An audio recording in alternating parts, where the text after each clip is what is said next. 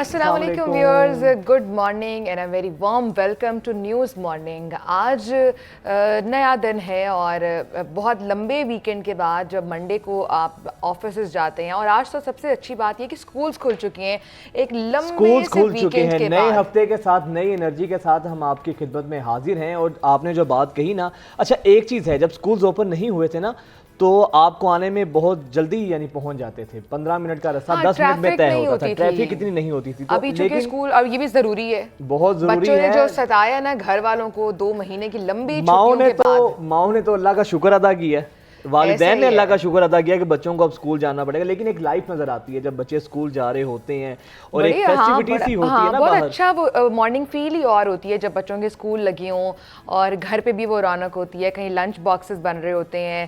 چلیں جی اسکول تو کھل چکے ہیں، ہم اپنا پیرنٹس کو بھی شو بھی ہم اپنا اوپن کرتے ہیں۔ فائنلی آپ کی جو امیدیں جو ہے نا، آپ کی خواہش پوری ہوئی ہے، بچوں کے اسکولز اوپن ہوئے۔ ایگزیکٹلی، چلیں جی اسکول تو اوپن ہو چکے ہیں، شو اوپن کرتے ہیں۔ اور آپ کو آج ایک ہم نے جو 2 دن ہم نے دیکھا، فرائیڈے سیٹرڈے سنڈے، ایون 3 دن سوشل میڈیا پر بڑی ٹرینڈنگ میں تھی ایک ویڈیو، اور یہ وہ ویڈیو اس لحاظ سے ہم ڈسکس کریں کہ وہ بھی ایک سماجی مسائل میں آتی ہے۔ عائشہ ایک چیز آپ نے نوٹ کی ہے کہ 2-3 دن کے بعد جب آپ آتے ہیں تو کتنی ہیپننگز آپ کے پیچھے سے ہو چکی ہوتی ہیں، آپ کو سمجھ نہیں آتی کس ہاں اچھا، منڈے اس لیے بھی زیادہ انٹرسٹنگ ہوتا ہے کہ بہت ساری سٹوریز ڈسکس کرنی ہوتی ہے، اور ہم لوگ فلٹر لگاتے ہیں کہ ہم نے کون کون سی سٹوریز آپ تک پہنچانی ہے۔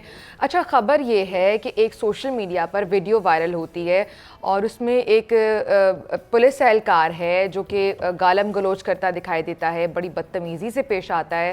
یعنی ہمارے معاشرے میں عدم برداشت اس حد تک بڑھ چکا ہے، اور یہ میں کہیں نہ یہ جو نئے نئے موسمی یوٹیوبرز بھی نکل آئے ہیں نا، یہ اپنی طرف سے جو صحافی بننے کی کوشش کرتی ہیں، ان کا بھی بڑا کردار ہے۔ یہ دیکھیے، ہر دوسرے بندے نے مائک پکڑا ہوتا ہے اور وہ اپنی طرف سے پتہ نہیں کیا اقرار الحسن بننے کی کوشش کر رہے ہوتے ہیں۔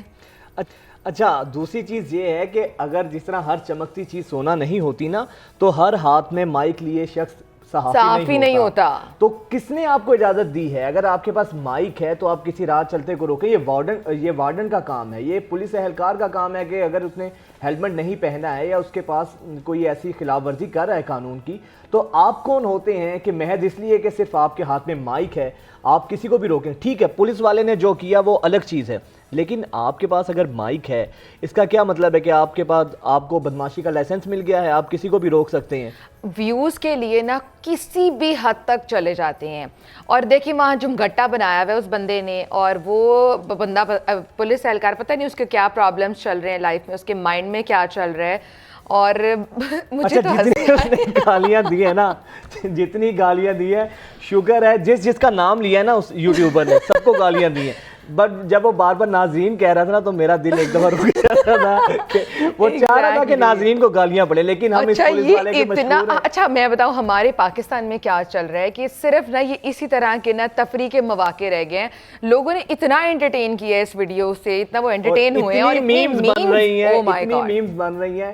یہ تو ہم پولیس اہلکار کے ہم سب مشکور ہیں کہ جس نے عوام کو بخش دیا۔ جب وہ ناظرین کہتا تھا نا تو تب وہ کچھ نہیں کہتا تھا، ورنہ اس کے علاوہ دیکھیں وہ بائک پہ بیٹھا مار رہا ہے، اس نے اترنے کی بھی زحمت نہیں کی ہے۔ اچھا مار رہا ہے، اس کے بعد جب اس نے اس کو گالیاں دینا شروع کی ہیں پولیس والے نے، تو اس نے کہا آئی جی پنجاب صاحب دیکھیں، تو وہ اپنے آئی جی صاحب کو ہی گالیاں دینا شروع ہو گئے۔ اچھا اس پر نا پولیس اہلکار نے جو یہ بدتمیزی تو کی ہے، جو کہ بالکل بھی کسی صورت بھی قابل قبول نہیں ہے، لیکن اب اس میں تفریح کا ایلیمنٹ اس لیے آ گیا کہ کتنی فنی سچویشن لگ رہی ہے کہ آپ نے مائک جس پہ نہ کوئی لوگو لگا ہوا ہے، پتہ نہیں اس کی تار بھی چل رہی تھی یا آن بھی تھا یا نہیں تھا۔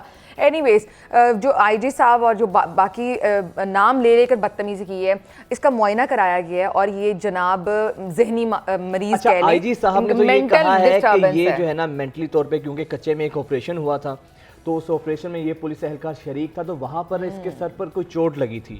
بٹ ہاں چوٹ لگی تھی، اس کی وجہ سے انہوں نے کہا کہ وہ ابھی تک اس کے زخم گہرے ہیں جس کی اس میں ہو رہی۔ بٹ ایک چیز ہے، بہت سے سوال عائشہ اس سے یہ پیدا ہوتے ہیں کہ اگر وہ مینٹلی اس کی مینٹل ہیلتھ ٹھیک نہیں تھی تو وہ پھر ڈیوٹی کیسے کر رہا تھا؟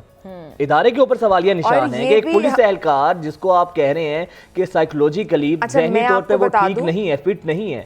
جو آئی جی پنجاب اس سے ملے ہیں, آئی جی پنجاب نے اچھا بڑا پازیٹیولی سچویشن کو ہینڈل کیا اور انڈرسٹینڈ کرنے کی کوشش کی ہے. انہوں نے کور بہت اچھا کیا, اس کو دیوانے کا رنگ دے کے سائیکولوجیکلی. چلیے میں تو پازیٹیو آنسر ڈھونڈتی ہوں ہر خبر میں, یہ دیکھیں اس کو گلے لگایا ہے, کبھی آپ تھوڑا پازیٹیو بھی سوچ لیا کریں. نہیں پازیٹیو میں بالکل اچھی چیز ہے, آئی جی صاحب نے یہ بھی کہا ہے کہ جو پولیس نیگیٹو بات میں نے نہیں کی ہے, لیکن آپ دیکھیں کہ انہوں نے کتنا خوبصورت اس کو کور کیا ہے. وہ دیکھیں آئی جی صاحب اس سے ملے ہیں, اس کو سمجھانے کی کوشش کی ہے اور اس کو اینڈ پر جی کہہ دیے کہ یہ ذہنی مریض ہے.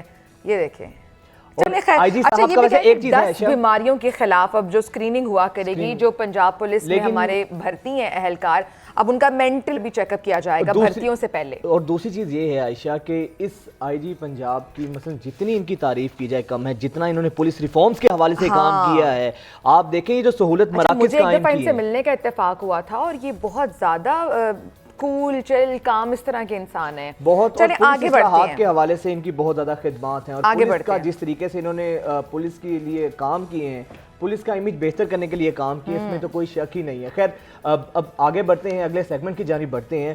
اور کل پرسوں آپ کو پتا ہے کتنا اہم معاملہ جو ہے وہ اس وقت پوری سیاسی ہماری جو سیاست ہے, ملک کی سیاست, اس پہ اوپر وہ چھایا ہوا ہے, محور اور مرکز بنا ہوا ہے.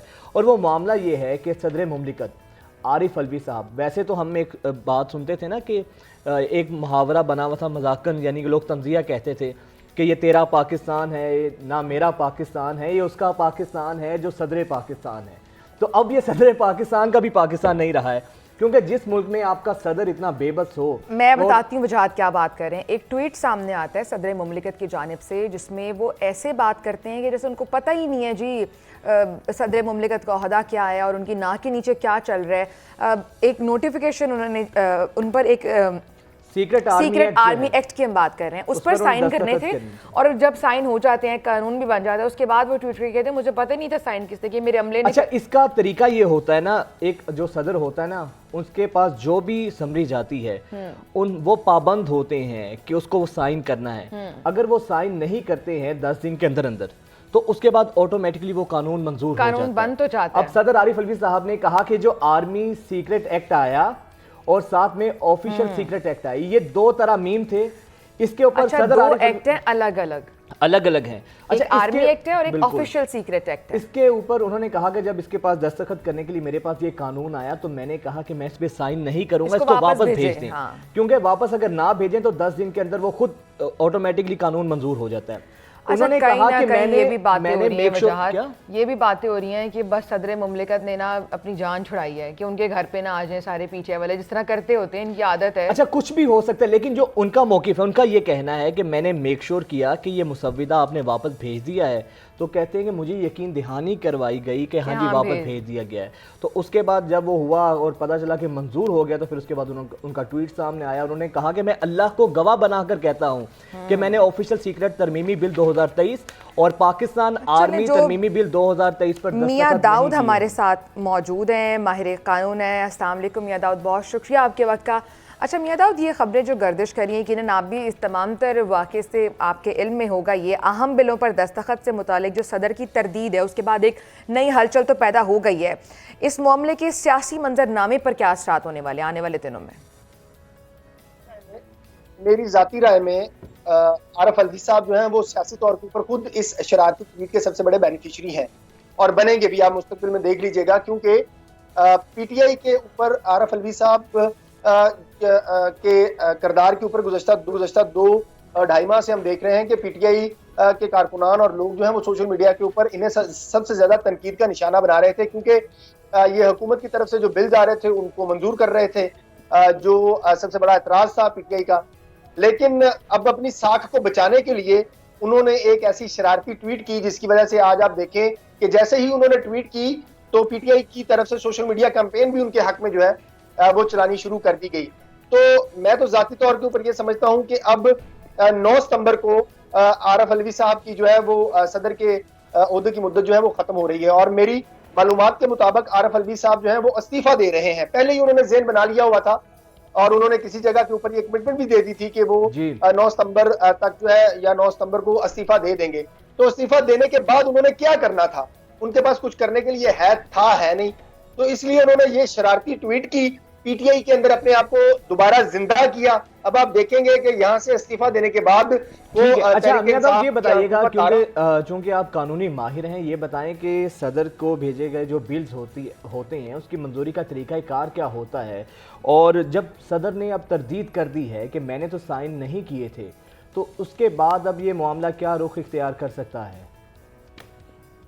دیکھیے اس کا فکر یہ ہے کہ صدر کے پاس ایوان صدر کے اندر دو جو ہیں وہ سیکشن کہہ لیں یا آپ ڈپارٹمنٹ کہہ لیں وہ کام کرتے ہیں. ایک ان کی جو سیکیورٹی کے امور ہے اور ان کی جو اہم ملاقاتیں ہیں غیر ملکی وفود کے ساتھ ان کو ہینڈل کرتا ہے, جبکہ دوسرا ایڈمنسٹریٹو لیجسلیٹو ونگ ہے جو ان کا ساری چیزیں دیکھتا ہے. اس میں ان کے پرنسپل سیکرٹری ہوتے ہیں, نیچے additional secretary, joint secretary, section officer, یہ سارے ہوتے ہیں.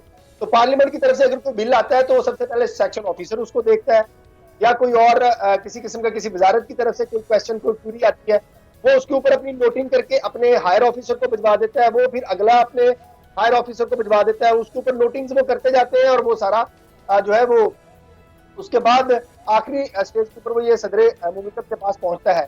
لیکن آپ اس کیس میں دیکھیں کہ عارف الوی صاحب سرے سے ہی اس بات سے مکر گئے ہیں کہ انہوں نے اپنے اسٹاف کو زبانی طور پر کہہ دیا تھا کہ آپ یہ جو آرمی ایکٹ ہے اور آفیشیل سیکرٹ ایکٹ ہے, امینڈمنٹ ایکٹ ہے, اس کو واپس بھجوا دیں, جبکہ اس کی کوئی ریٹن صدر مملکت کی آبجیکشنز ہیں جو اس کے اوپر موجود کوئی نہیں ہے.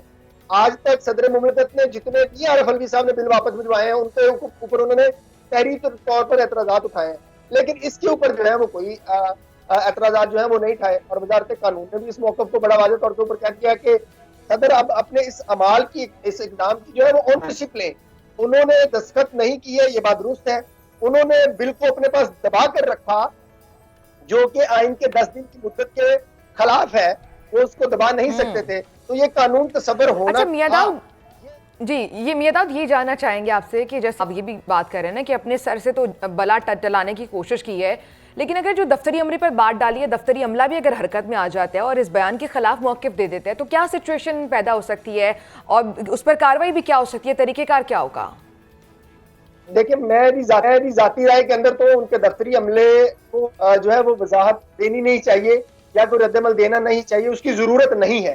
اس کی ضرورت اس وجہ سے نہیں ہے کہ آئین کا آرٹیکل 1, 2, 3 بڑے واضح ہے. اگر آئین کا آرٹیکل 75(1) جو ہے وہ یہ کہتا ہے, 75 کا سب سیکشن 1 یہ کہتا ہے کہ صدر یا تو 10 دن کے اندر اس بل کو منظور کرے گا یا تحریری اعتراضات لگا کر واپس بھیجے گا. اگر واپس بھیجے گا تو پھر وہ آئین کے آرٹیکل 75(2) کی میں فال کر جائے گا. دوبارہ پارلیمنٹ جو ہے اس کا جائزہ لے گی اور اس کے بعد پھر وہ صدر کو منظوری کے لیے بھیجے گی, پھر صدر نے اس کو منظور کرنا ہی ہے.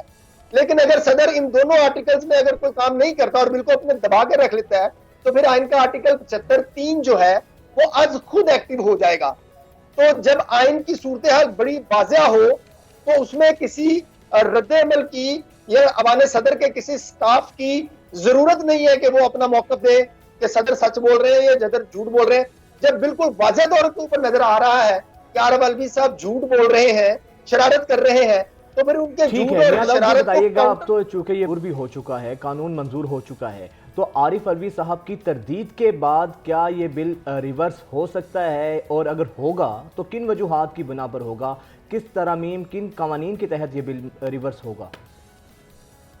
یہ تو اگر جیسے کہ پی ٹی آئی والے شور مچا رہے ہیں کہ وہ اس کو چیلنج کریں گے, وہ اگر چیلنج کرتے ہیں, دیکھتے ہیں کہ اگر وہ عدالت ان تمام عارف الوی صاحب کی ٹویٹ کا جو ہے وہ نوٹس لیتی ہے, اس کو غور کرتی ہے, اس کے بعد پھر سارا ریکارڈ کا جائزہ لیتی ہے, تو پھر تو عدالت اس کو ریورس کر سکتی ہے.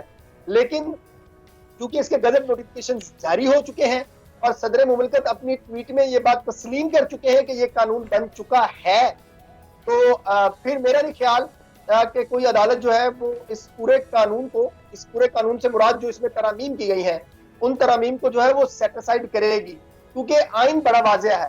عدالت کی طرف سے یہ بہت مشکل ہوگا کہ وہ آئین میں دیے گئے اختیار کو جو پارلیمنٹ کا اختیار ہے قانون سازی کا, اس کو کسی بھی طرح سے ریورس کرنے کی کوشش کرے.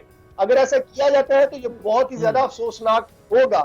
گزٹ نوٹیفکیشن جاری ہونے کے بعد اور صدر مملکت عارف الوی صاحب کے طرف سے کوئی 27 گھنٹے گزرنے کے بعد ایسا ٹویٹ کرنا، اس کو عدالت بھی جو ہے وہ ایک شرارت کے چلیں میاں داؤد لیٹ سپوز ہم یہ بزوں پہ چل لیتے ہیں کہ جو ان کا بیان تھا جتنے گھنٹے بعد بھی آیا اس پر انکوائری بیٹھ جاتی ہے اور انکوائری میں ان کے بیان کی نفی ہو جاتی ہے، ان کے اگینسٹ آ جاتا ہے جو بھی فیصلہ، اس کے بعد کیا اثرات ہوں گے؟ بالکل ہوں گے، کیونکہ صدر مملکت نے یہ حلف اٹھایا ہے کہ وہ آئین کے مطابق کام کریں گے۔ اگر صدر مملکت جو ہے وہ آئین کے مطابق کام نہیں کرتے تو متعلقہ وزارت جو ہے اور جو متعلقہ ادارے ہیں، وزارت قانون ہے یا ایوان صدر کا سٹاف جو ہے یا ریاست خود اپنے طور کے اوپر وزارت داخلہ جو ہے وہ صدر مملکت کے خلاف کوئی بھی کارروائی جو ہے وہ انیشیٹ کر سکتا ہے۔ وہ کارروائی ان کے خلاف حلف کی خلاف ورزی کی صورت میں ان کے اوپر جرمانہ عائد کیا جا سکتا ہے، ان کو سزا دی جا سکتی ہے۔ سائفر کے کیس کی طرز کا کوئی مقدمہ جو ہے وہ عارف الوی کے اوپر درج ہو سکتا ہے، کیونکہ انہوں نے اپنے حلف کی خلاف ورزی کی، کیونکہ آئین کا آرٹیکل 75 جو ہے وہ بڑا واضح طور کے اوپر کہتا ہے کہ آپ نے یا تو بل کے اوپر 10 دن کے اندر منظوری دینی ہے یا واپس بھیجنا ہے۔ اچھا لاسٹلی میں آئیے گا کہ اگر تحقیقات ہوتی ہیں اور صدر عارف الوی صاحب کا موقف غلط ثابت ہوتا ہے تو کیا اس کے بعد وہ اپنے عہدے سے ریزائن دے سکتے ہیں، یا آپ سمجھتے ہیں کہ اس تمام معاملے کے بعد ایک پولیٹیکل ویکیوم پیدا ہو جائے گا؟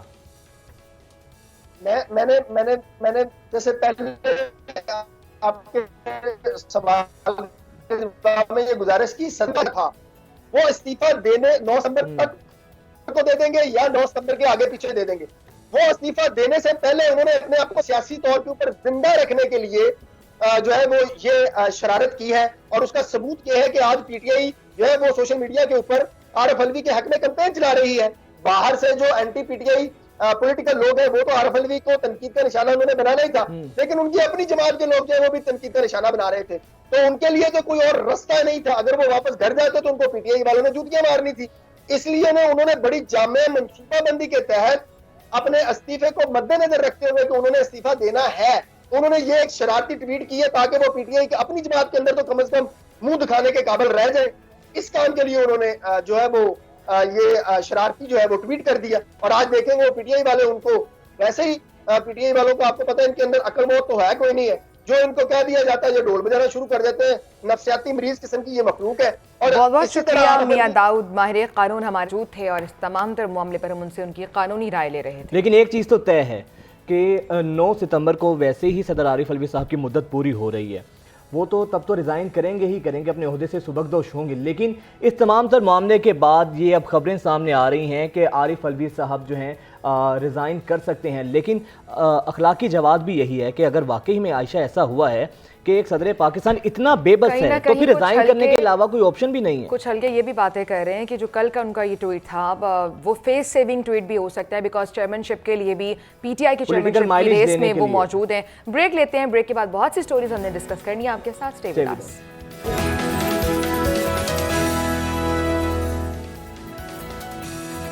بریک کے بعد ایک بار پھر آپ کو خوش آمدید کہیں گے، اور ڈسٹربنگ نیوز ہے رانی پور سے جو واقعہ آپ کے علم میں ہوگا، اس میں پیش رفت یہ ہوئی ہے کہ جو بچی 10 سالہ بچی تھی فاطمہ، اس کی قبر کشائی کی گئی، اور قبر کشائی کے بعد بڑے دل دہلا دینے والے انکشافات کچھ ہوئے ہیں۔ وہ یہ کہ جو جس پیر کی وہ حویلی میں رہ رہی تھی اس کے والد ان کے مرید تھے، اور انہوں نے ہدیتاً وہ بچی ان کو دی ہوئی تھی خدمت کے لیے، عقیدتاً جس طرح دیا جاتا ہے، بالکل جیسے عقیدتاً دی جاتی ہے۔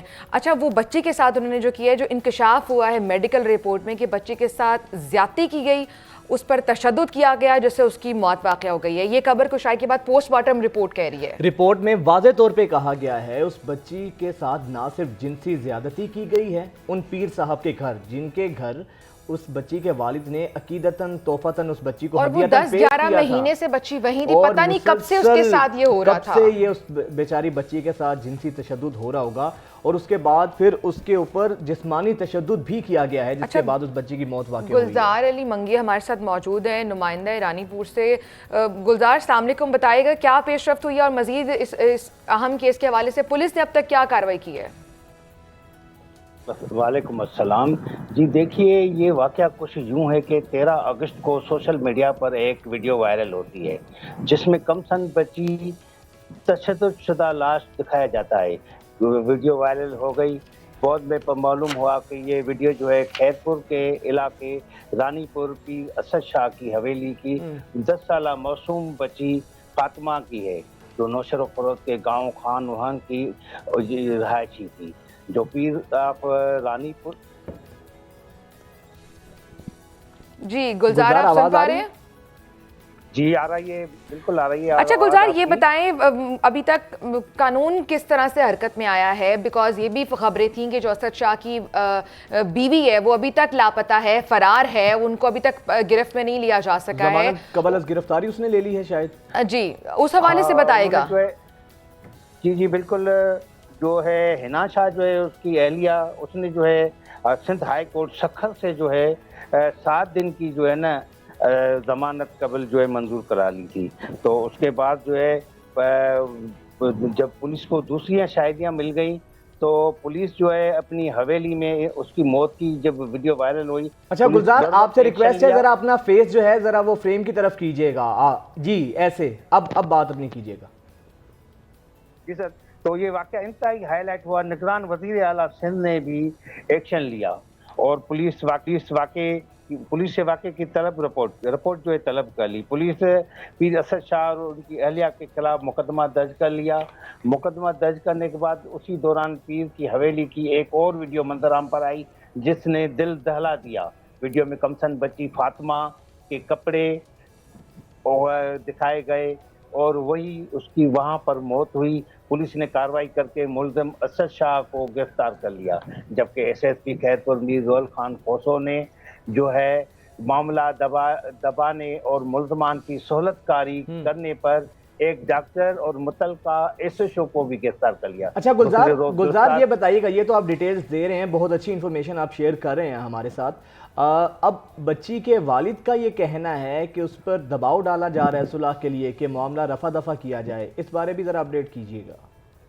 ہاں یہ تو ہے، وہ جو ہے پیر آف رانی پور جو ہیں بااثر ہیں، وہ اتنے بااثر ہیں کہ جو ہے بالکل ابھی کل بھی جو ہے ایس ایس پی خیرپور میں رول خان کھوسو نے کارروائی کرتے ہوئے اپنا ریڈ کیا ہے حویلی پر۔ حویلی سے جو 4 بچیاں جو ہے انہوں نے برآمد کی ہیں، معصوم بچیاں برآمد کی ہیں، اور اس کے علاوہ انہوں نے ٹھیک ہے گلزار، بہت شکریہ۔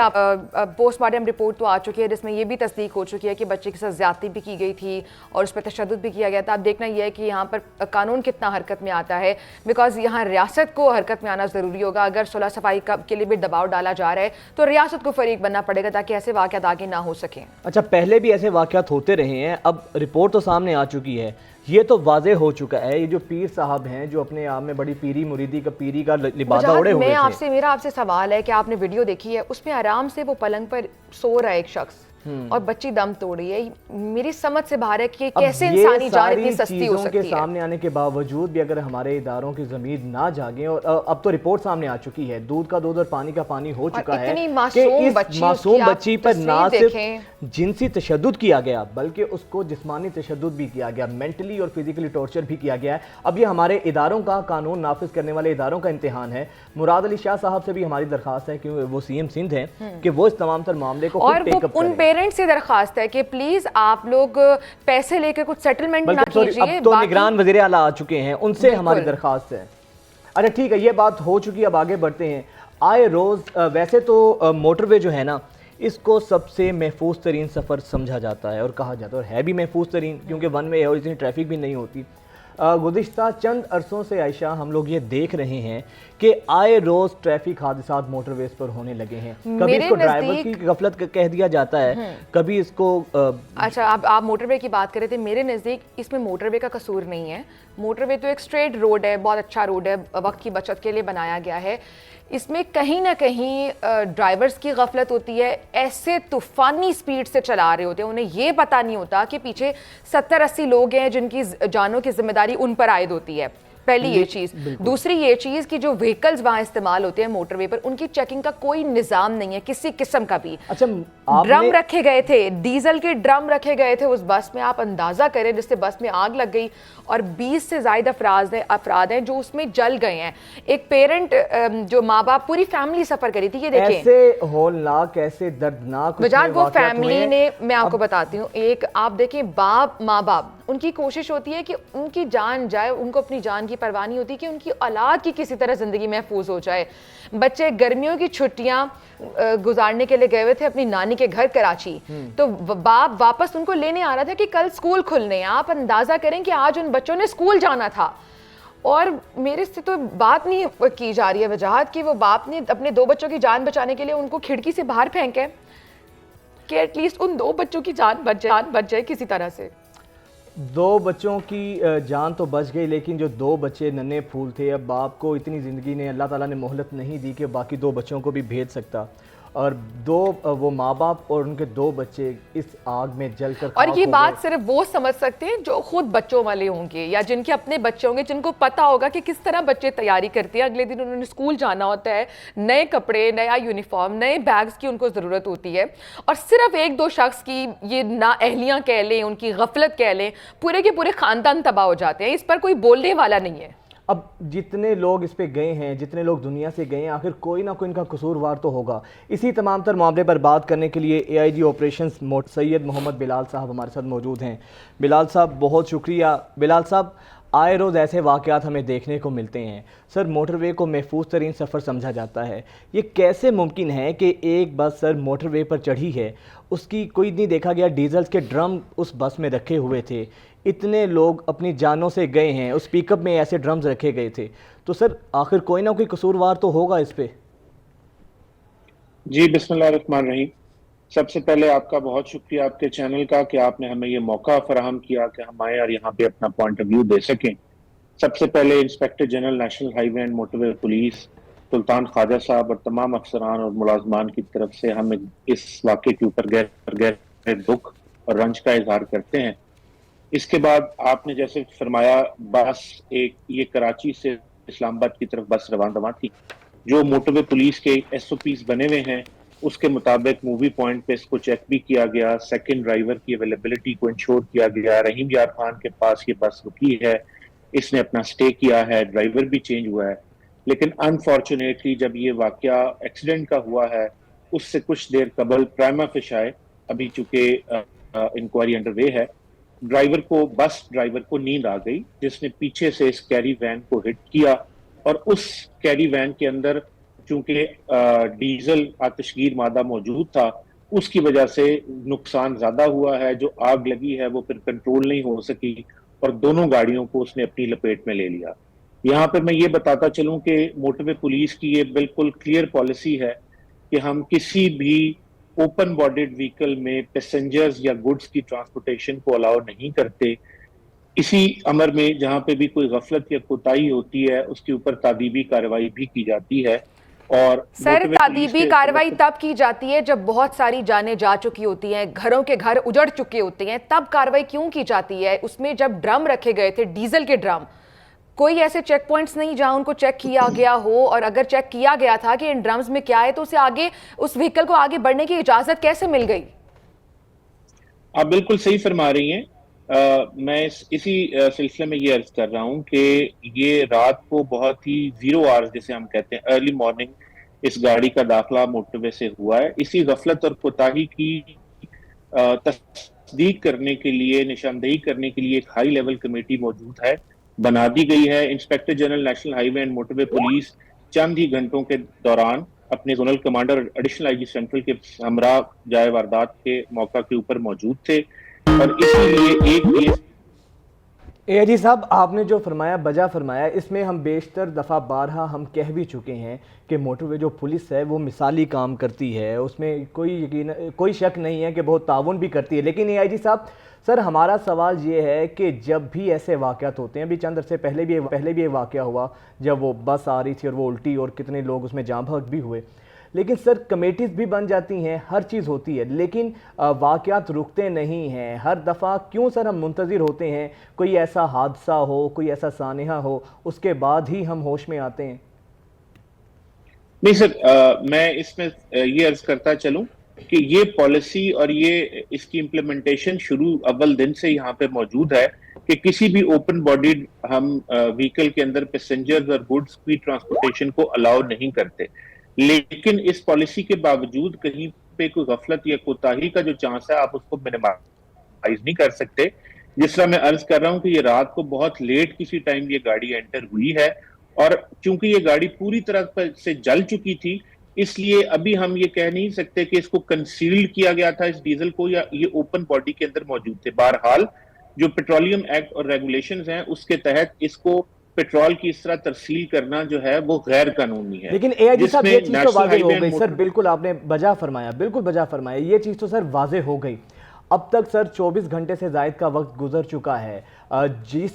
جس بھی ٹول پلازے سے وہ گاڑی انٹر ہوئی ہے، پک اپ وین جس کے اندر یہ ڈرم تھے ڈیزل کے، سر کوئی ایکشن لیا گیا ہے، کوئی کارروائی کی گئی ہے؟ وہیکل مینٹیننس باقاعدہ چیک کی جاتی ہے؟ اس کے علاوہ ہر گاڑی کو تو الاؤ نہیں ہے کہ وہ موٹر وے پر سفر کرنے کے قابل ہو سکے، تو سر کوئی ایکشن لیا گیا ہے کسی کی طرف سے، یا کوئی اس پر کوئی کارروائی کی گئی ہو؟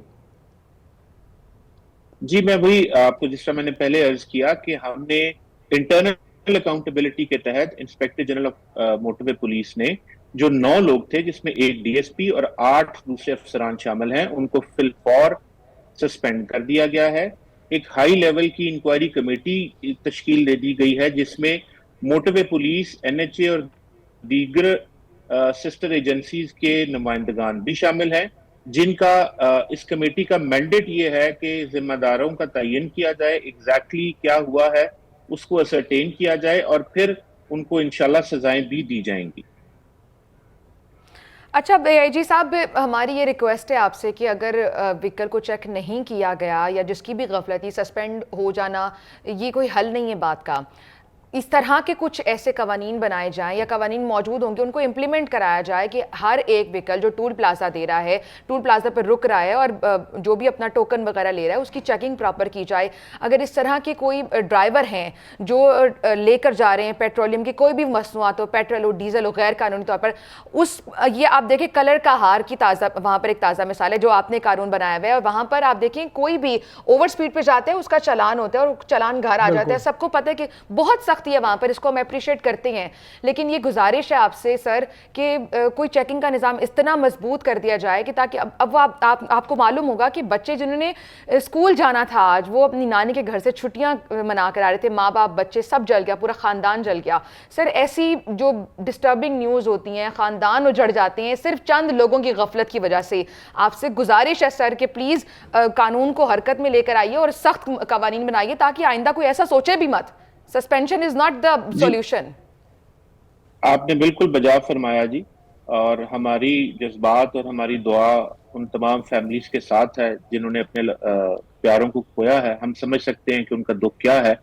اس کے ساتھ ساتھ جو آپ نے دوسری بات کہی اس کے اوپر بھی ہم بالکل عمل پیرا ہیں. اس واقعے سے سبق سیکھتے ہوئے ہم اپنے پالیسیز، پروسیجرز کو مزید ایس او پیز کو سٹرنجنٹ کریں گے. ہم اپنا انٹروسپیکٹیو انالیسس بھی کریں گے کہ کہاں پر ہم سے غلطی ہوئی ہے، کہاں پہ قوانین کو، ایس او پیز کو اور ان کی عمل درآمد کو بہتر بنانے کی مزید ضرورت ہے انشاءاللہ. اچھا سر ایک اور چیز، بالکل بلال صاحب ایک اور چیز یہاں پر میں ریز کرنا چاہوں گی کہ ہم لوگ ہمیشہ باہر کے ملکوں کی مثال دیتے ہیں، تو باہر کے ملکوں میں ایک خاص اسپیسیفک ٹائم ہوتا ہے، ایک ہفتے کے اندر ڈرائیور اتنے گھنٹے گاڑی چلا سکتا ہے جسٹ کہ اس کی مینٹل ہیلتھ ڈسٹرب نہ ہو. ہمارے یہاں 18 گھنٹے ڈرائیور گاڑی چلا رہے ہیں، اس کے لیے مسئلہ ہی کوئی نہیں ہے میڈم، 2 گھنٹے میں گاڑی نہیں چلا رہے بلکہ وہ نشہ کر کے سر گاڑی نشہ بھی کرتے ہیں، ان کی نیند پوری نہیں ہوتی ہے، گھر سے ڈسٹرب ہوں، جو بھی ان کے مسئلے مسائل ہو. ڈرائیورز کا چیک اپ کیوں نہیں کیا جاتا، یا اگر کس طرح سے کیا جا سکتا ہے، کیا پروسیس ہونا چاہیے؟ میڈم اس میں مجھے تھوڑا وقت دیجیے گا. آپ نے بڑا اچھا پوائنٹ ریز کیا. موٹر وے پولیس انشور کرتی ہے کہ جہاں پر بھی کوئی پی ایس وی یا کمرشل گاڑی 6 گھنٹے سے زیادہ ٹریول کرتی ہے، we ensure the availability of second driver in the vehicle. اس مذکورہ گاڑی کا بھی سیکنڈ ڈرائیور رحیم یار خان کے پاس سے چینج ہوا، اور یہ امپلیمنٹیشن موٹر وے پولیس کی وجہ سے ہی ہے. مختلف مووی پوائنٹس پہ روک کے ہم ان کی مووی بناتے ہیں، ان کو جگاتے ہیں، اینٹی ڈوزنگ ایکٹیویٹیز کرواتے ہیں، ان کے منہ ہاتھ دھلواتے ہیں، ان کو کمپلیمنٹری چائے پیش کرتے ہیں تاکہ ان کو نیند نہ آئے. لیکن یہاں پہ میں آپ سے یہ عرض کروں گا کہ موٹر وے پولیس کے ساتھ ساتھ ٹرانسپورٹیشن کے جو ادارے ہیں ان کا بھی ایک رول ہے کہ وہ اپنے ڈرائیورز کے پیریوڈیکل، جس طرح آپ نے کہا کہ یہ نارکوٹکس وغیرہ کے ٹیسٹ کروائیں. موٹر وے پولیس اپنے تئیں جس حد تک یہ ایکٹیویٹی کر سکتی ہے ہم کر رہے ہیں. ڈفرنٹ مووی پوائنٹس ہیں، اینٹی ڈوزنگ ایکٹیویٹیز ہیں تاکہ ان کو جگا کے رکھا جائے. सबसे ज्यादा जो हमारे रीजन ऑफ एक्सीडेंट है मोटरवे के ऊपर वो डोजिंग एट व्हील है कि नींद आ जाती है, और इस एक्सीडेंट में भी प्राइमरी वजह यही बनी। जी अच्छा सर, आपने बोला कि जो ट्रांसपोर्टेशन वाली कंपनियां हैं ये उन पर आयद होता है कि उनको करवाना चाहिए ड्राइवर्स का टेस्ट। सर उन्होंने तो शो पीस के लिए ख़वातीन रख ली हैं जो बस होस्टेस का काम कर रही होती हैं, और उनके साथ भी सलूक हो रहा है, वो एक अलग डिबेट में हम चले जाएंगे। तो ट्रांसपोर्टेशन कंपनियों को तो आप छेड़े ही मत। ये यहाँ पर आपका इदारा क्या कर सकता है सर कि ऐसा कुछ निज़ाम नहीं मौजूद होना चाहिए कि जिसके पास लाइसेंस आप दिखाएं कि आपने कोई ड्रग्स नहीं लिया हुआ, या कुछ भी कोई क्लियरेंस सर्टिफिकेट हो जो मोटरवे पे चेक किया जा रहा हो, और कोई ऐसा निज़ाम हो कि उसी टाइम ब्लड टेस्ट किया जाए, उसी वक्त रिपोर्ट आ जाए विद इन फ्यू मिनट्स, पता चल सके कि ड्राइवर होशो हवास में है, कोई ड्रग नहीं उसने लिया हुआ, और अगर लिया हुआ है तो उसी वक्त आप वो ट्रांसपोर्टेशन जो कंपनी है उसको सील कर दें कि उसकी कोई भी बस दाखिल ही नहीं हो सकती मोटरवे पर। जी बिल्कुल, इस तरह की कार्रवाई हम करते हैं। देखें, जिस वक्त एचटीवी लाइसेंस बनता है उस वक्त भी ब्लड टेस्ट की रिपोर्ट्स लाइसेंस का हिस्सा होती हैं। मोटरवे पुलिस जो लाइसेंस बनाता है, लाइसेंस बनाने से पहले भी ड्राइवर के जो मेडिकल टेस्ट हैं, जो ब्लड रिपोर्ट्स हैं, उनको कंसिडर किया जा सकता है। इसके अलावा मोटरवे पुलिस ने पाकिस्तान में सबसे पहले ब्रेथ एनालाइजर्स का इस्तेमाल शुरू किया, ताकि मोटरवे के ऊपर अगर ड्रंक एंड ड्राइव के कोई इंसिडेंट की प्रोबेबिलिटी है तो उसको भी खत्म किया जाए। जिस तरह मैं आपको कह रहा हूं कि हर आने वाले दिन के साथ मोटरवे पुलिस की यही प्रोबेबिलिटी है टू हैव एन एक्सीडेंट, उसको मिनिमाइज कर सकें, उसको खत्म कर सकें। ये एवर गोइंग प्रोसेस है जिसमें हमारी एफर्ट्स हमेशा हमारी लीडरशिप के विजन के मुताबिक चलती रहेंगी, और हमने डोजिंग एट व्हील के ऊपर स्पेसिफिक फोकस किया हुआ है। और जिस तरह मैंने अभी 2-3 एक्टिविटीज आपको गिनवाई, मूवी पॉइंट का बनाना, टाइम स्लिप्स का इशू करना, एंटी डोजिंग एक्टिविटीज में इनको इन्वॉल्व करना, उसकी वजह से बहुत बेहतरी और कमी आई है एक्सीडेंट्स में। बट अनफॉर्चुनेटली ऐसे एक्सीडेंट्स जो हैं वो हमारे लिए एक लर्निंग लेसन के तौर पे भी साबित होते हैं कि मजीद हम अपने सिस्टम और रेसिपीज को कैसे बेहतर करें। एआईजी साहब, आपसे मैं ये सवाल करना चाहूँगा लास्टली सर, क्या आप नहीं समझते हैं कि मेक श्योर ऐसे एक्सीडेंट्स के ना होने को किया जा सकता है अगर कवानीन इतने सख्त हों, सज़ाएं इतनी सख्त हों? अब ये जो बस कंपनीज होती हैं, ये जो ड्राइवर्स को हायर करती हैं, तो इस पर कोई मैकेनिज़्म नहीं होता है, 18-18 घंटे वो ड्राइव करते हैं, उसके अलावा उनकी मेंटल हेल्थ पे कोई फोकस नहीं किया जाता है। तो सर आप नहीं समझते कि कोई कवानीन इतने मजबूत हों, या जो मोटरवे पुलिस के एहलकार भी हैं या जो भी मुतल्लिका लोग हैं जिनकी गफलत सामने आती है और जिन जिन लोगों की गफलत की वजह से ये सानहा हुआ है, सर इसी को टेस्ट केस बना के कोई कवानीन इतने सख्त हो जाएं, सज़ाएं इतनी सख्त हो जाएं कि आइंदा के बाद कोई भी ये जो गफलत है इसका मार्जिन ही ना रहे, किसी भी किस्म की कोताही बरतने की कोशिश ही ना करे। सर कवानीन मौजूद हैं, मोटर व्हीकल फिटनेस के कवानीन भी मौजूद हैं, पाकिस्तान पीनल कोड के कवानीन भी मौजूद हैं, मोटरवे का NHSO भी मौजूद है, और इस वाक़े की भी FIR हो चुकी है। इसके अलावा मोटरवे पुलिस का एक डेडिकेटेड विंग है जिसको हम रोड सेफ्टी अवेयरनेस और ट्रेनिंग इंस्टीट्यूशन कहते हैं, जो डिफरेंट ऐसी organisation, specially commercial vehicle organisation में जाके सेमिनार सिम्पोजियम्स करते हैं। वहां पे ड्राइवर्स और अलाइड अमले की जो मालूमात है उसमें इजाफा करते हैं, उनको ट्रेन करते हैं कि कैसे आपने बेहतर तरीके से सफर इख्तियार करना है, सेफ ड्राइविंग के क्या मैकेनिज्म असूल हैं, उनके ऊपर कैसे अमल पैरा होना है। तो जो दोनों साइड्स हैं, एक प्रिवेंशन है और एक ऑब्वियसली उसके बाद उसकी प्रोसिक्यूशन है। इन दोनों फैक्टर्स के ऊपर मोटरवे पुलिस अपने रिसोर्सेज के मुताबिक मुसलसल अमल पैरा है और कोशिश कर रही है कि बहुत शुक्रिया आपका Syed Mohammad Bilal, AIG operations motorway police. हमारे साथ इस तरह के वाकयात होते रहते हैं, 1-2 सस्पेंशंस हो जाती हैं, 2-4 लोगों को सस्पेंड कर दिया जाता है, उसके बाद दोबारा ऐसे वाकयात हो जाते हैं। लेकिन मुझे यहाँ लगता है कि शायद जो मुसाफिर हैं उनको खुद से कोई एहतियाती तदबीर इख्तियार भी करनी चाहिए। दूसरी चीज़ ये कि हर चीज़ का मलबा आप मोटरवे पुलिस पर नहीं डाल सकते ना आयशा, हर चीज़ का मलबा मोटरवे पुलिस पर नहीं डाल सकते। जो ट्रांसपोर्टेशन कंपनियों को थोड़ी जिम्मेदारी लेनी पड़ेगी, इनको भी जिम्मेदारी लेनी चाहिए। आपका ड्राइवर है, उसके हाथ में सैकड़ों जानों की जो जिम्मेदारी है वो उसके हाथ में है, तो उसके ऊपर किसी किस्म की कोई गफलत नहीं बरतनी चाहिए। ब्रेक लेते, स्टे विद अस।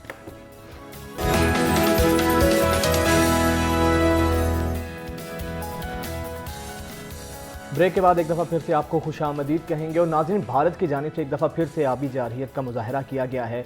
सतलुज और रावी के दरियाओं में जो इतने बड़े पैमाने पर भारत ने पानी छोड़ा है उसने तबाही मचा कर रख दी है। ख़ास तौर पे जो आसपास के इलाके हैं वो बहुत ज़्यादा जो है मुतासिर हुए हैं। हेड सुलेमान के और हेड इस्लाम के मकामात पर पानी की सतह बढ़ने लगी है। सैकड़ों देहात अब तक ज़ेरे आब आ चुके हैं। ये भी कहा जा रहा है कि 3 दिहाइयों का सबसे वर्स्ट सैलाब आ सकता है अगर भारत की जानिब से इसी तरह से पानी छोड़ा जाता रहा। और ये भी कुछ इतलात हैं कि दरिया सतलुज में जो गंडा सिंह वाला का मकाम है वहाँ पर इंतहाई ऊंचे दर्जे का सैलाब है। मैं आपको पानी का बहाव वहाँ बता देती हूँ, 2,45,000 क्यूसेक है।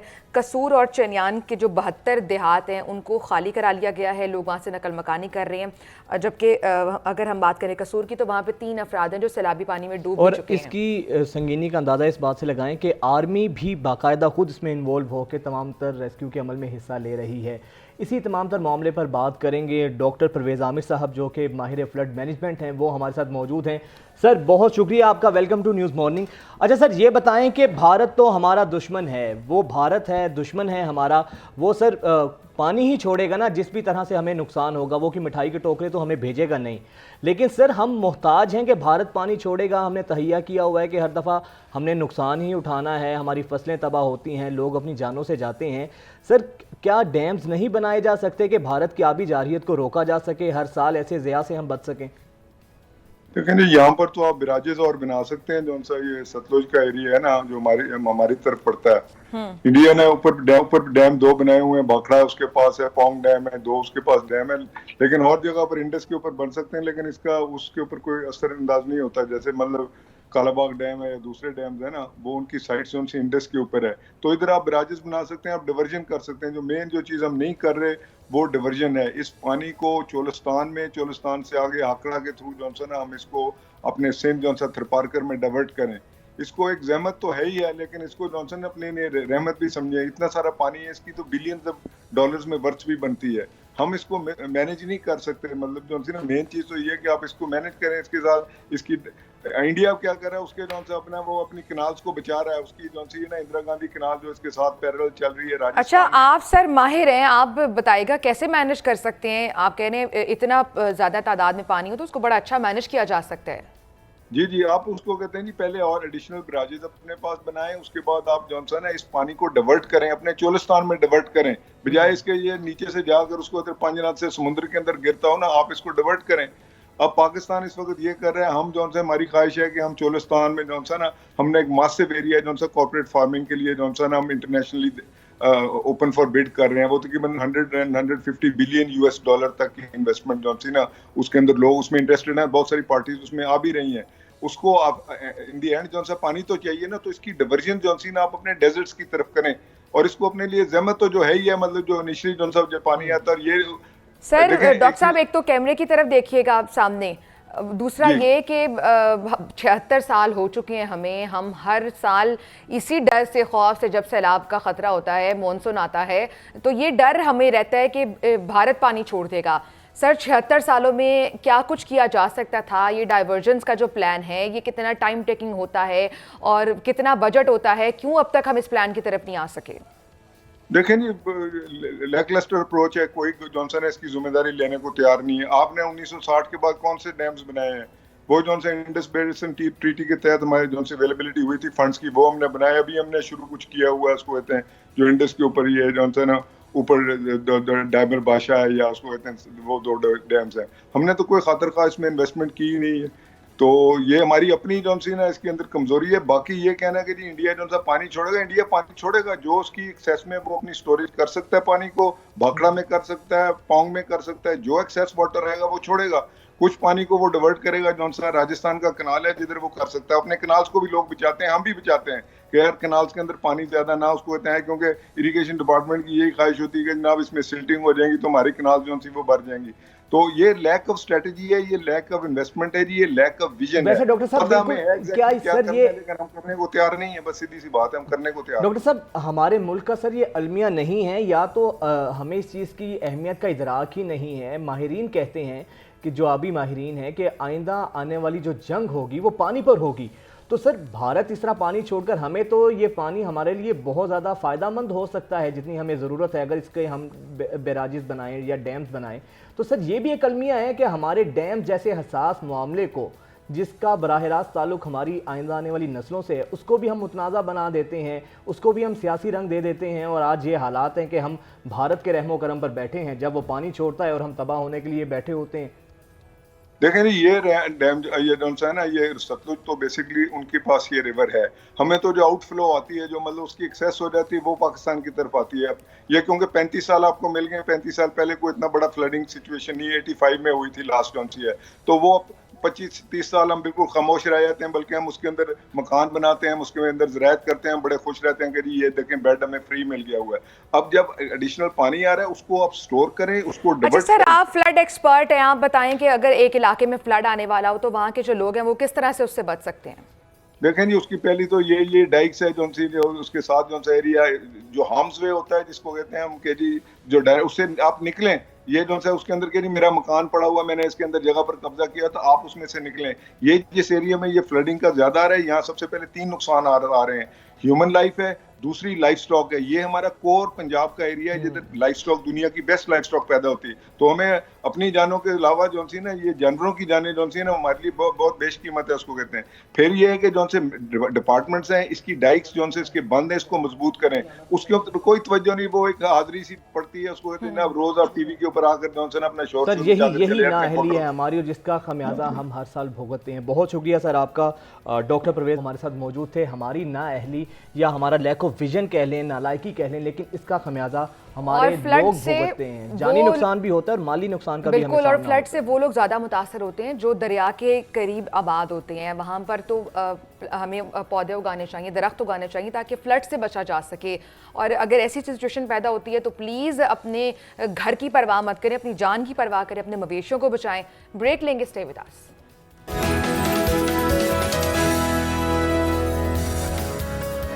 بریک کے بعد آپ کو پھر خوش آمدید کہیں گے۔ بریک پہ جانے سے پہلے ہم آبی جارحیت کی تو بات کر رہے تھے جو بھارت کی جانب سے کی جاتی ہے، لیکن کچھ آبی جارحیت تو نہیں اس کو کہا جا سکتا، لیکن اربن فلڈنگ کا جو خطرہ پیدا ہو جاتا ہے، جو بارشیں ہوتی ہیں اور معمول سے زیادہ ہو جاتی ہیں، یہ بھی ایک کلائمیٹ چینج کے بعد ہی یہ ہمیں تحفہ ملا ہے کہ جو غیر معمولی بارشوں کے بعد جو اربن فلڈنگ کی سچویشن پیدا ہو جاتی ہے۔ یعنی آپ اندازہ کریں کہ پاکستان میں بڑے شہروں میں، کراچی کی آپ بات کر لیں، لاہور کی بات کر لیں، اسلام آباد کی، پوش ایریاز ڈوب جاتے ہیں، وہ پوش ایریاز جہاں لوگ کروڑوں روپیہ لگا کر دنیا بھر میں نا اربن فلڈنگ سے بچنے کے لیے جتنے بھی اربن ایریاز ہوتے ہیں، اربن سٹیز ہوتے ہیں، وہاں پہ ڈسپوزیبل سٹیشنز جو ہوتے ہیں ان کا قیام عمل میں لایا جاتا ہے۔ جب ضرورت سے زیادہ پانی آتا ہے، جس طرح ہمارے سیاستدان بلاول بھٹو صاحب کہتے ہیں جب بارش ہوتی ہے تو زیادہ پانی آتا ہے، تو زیادہ پانی آتا ہے تو شہر ڈوب جاتے ہیں۔ تو جب یہ زیادہ پانی آتا ہے نا، زیادہ بارش سے زیادہ پانی جب آتا ہے تو پھر وہ جو ڈسپوزیبل سٹیشنز ہوتے ہیں وہ پانی کو اس کی نکاسی آپ کے لیے لگائے جاتے ہیں۔ لیکن مسئلہ یہ نہیں ہے وجاہت کہ زیادہ پانی آتا ہے، obviously یہ کامن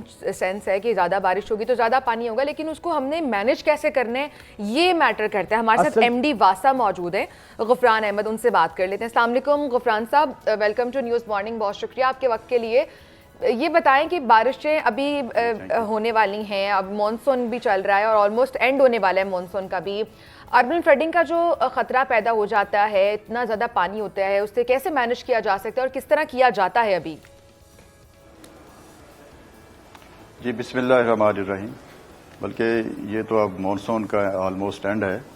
آپ نے دیکھا ہے کہ جولائی میں مانسون کی سب سے ہیوی بارشیں ہوئی ہیں، اور اس میں 3 بارشیں 200+ mm لاہور میں بارشیں ہوئی۔ اس سال انپریسیڈنٹڈ بارشیں ہوئی ہیں، اور صرف جولائی کے مہینے میں 1100 mm بارش لاہور میں ہوئی ہے، جبکہ پورے سیزن میں لاہور میں جو ایوریج رین فال ہوتی تھی وہ 500 to 550 mm ایوریج رین فال رہی ہے۔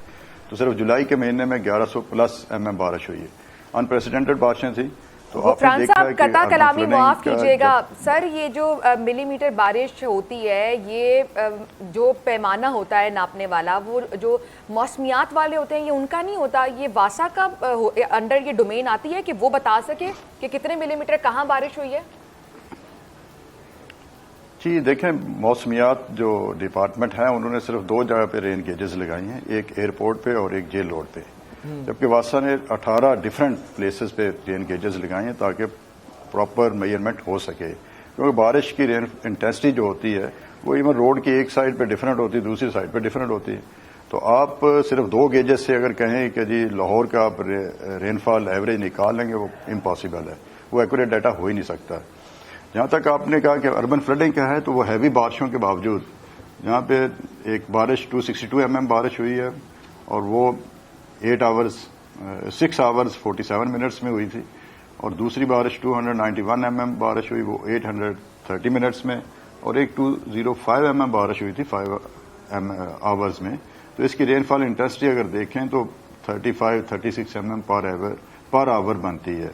2018 में एक हैवी रेनफॉल हुई थी 288 mm, लेकिन वो 14 आवर्स में हुई थी और उसकी rainfall intensity 20 mm per hour.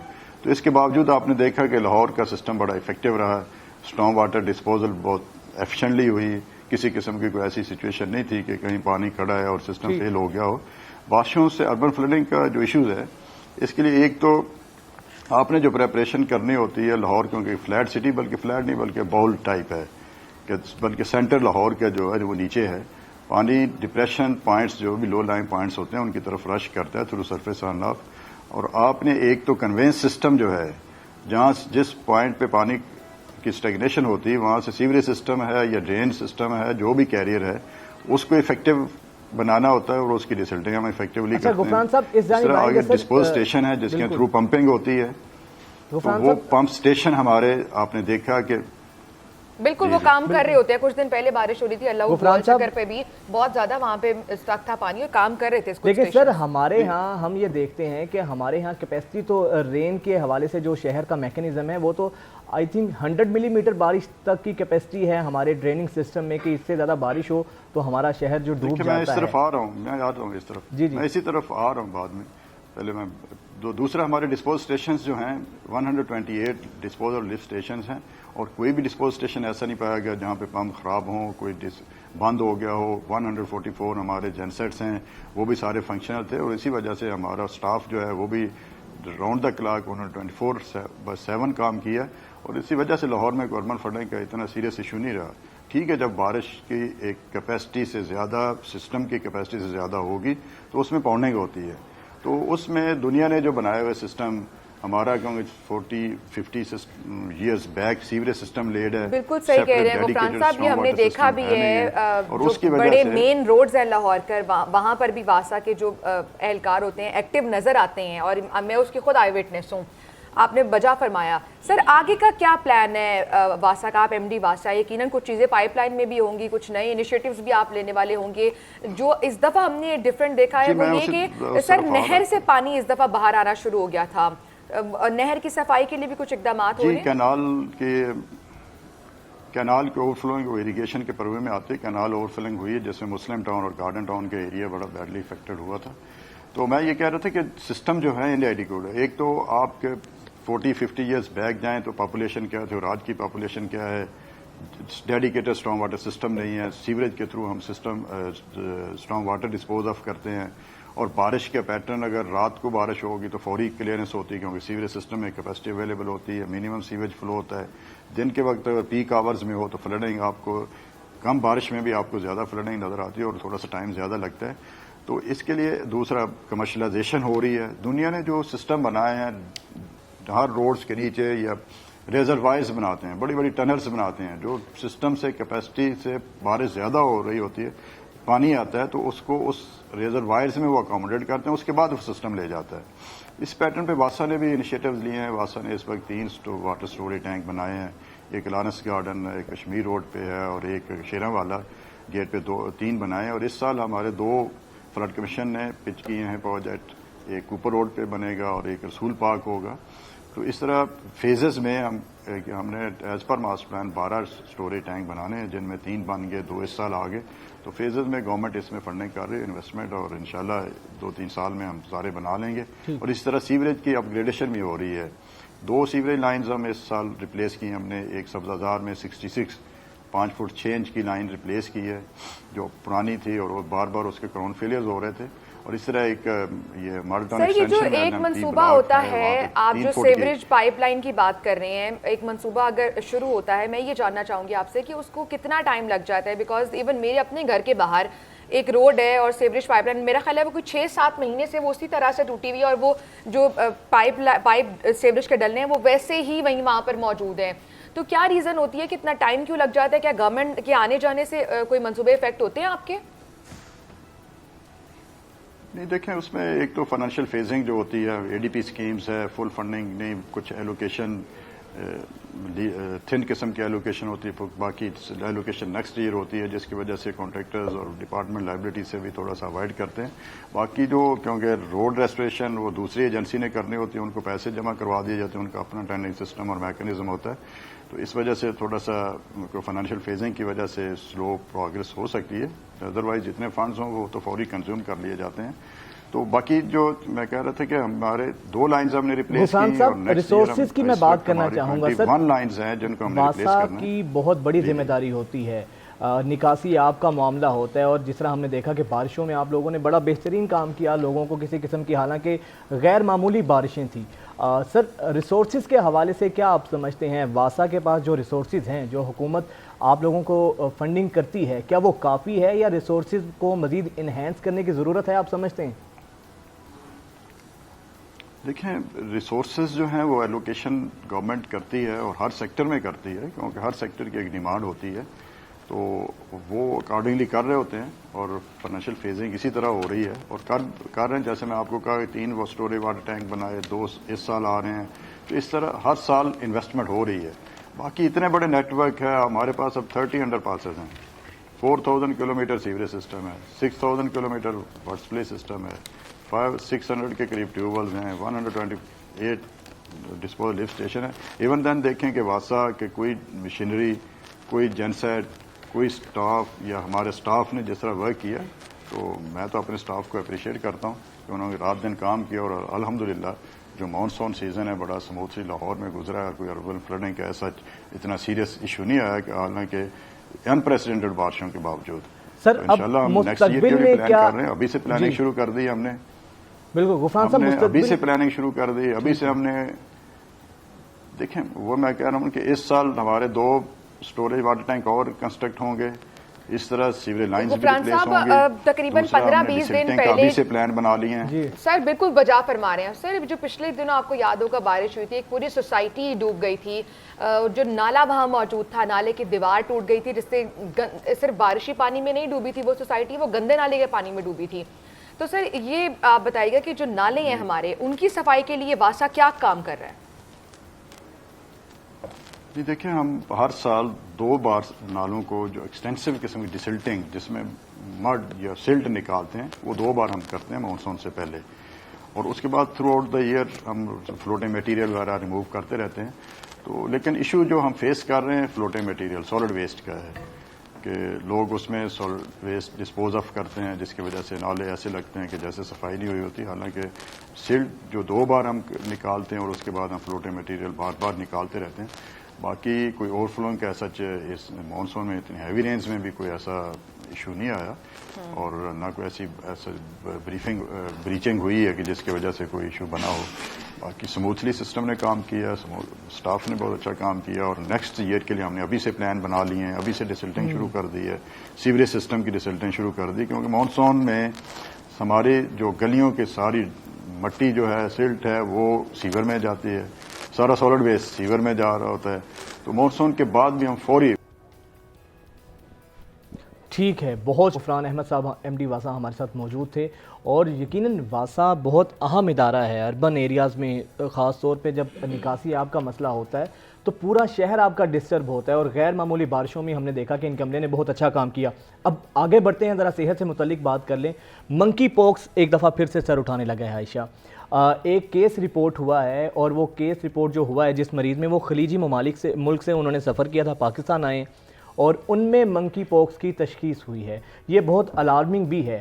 ہم نے دیکھا کہ کووڈ میں ایسی ہی ایک غفلت کا مظاہرہ ہوا تھا، اور اس کے بعد دیکھا کہ پورے ملک میں، چائنا سے لے کر پوری دنیا میں کووڈ کا ہمیں سامنا کرنا پڑا. مجھے لگتا ہے کہ کووڈ کے بعد نا لوگوں میں شعور آ چکا ہے. ایون کووڈ تو چلا گیا ہے، اور الحمدللہ ہم اس فیز سے نکل آئے ہیں، جو ایک آئسولیشن والا فیز تھا، بڑا ہی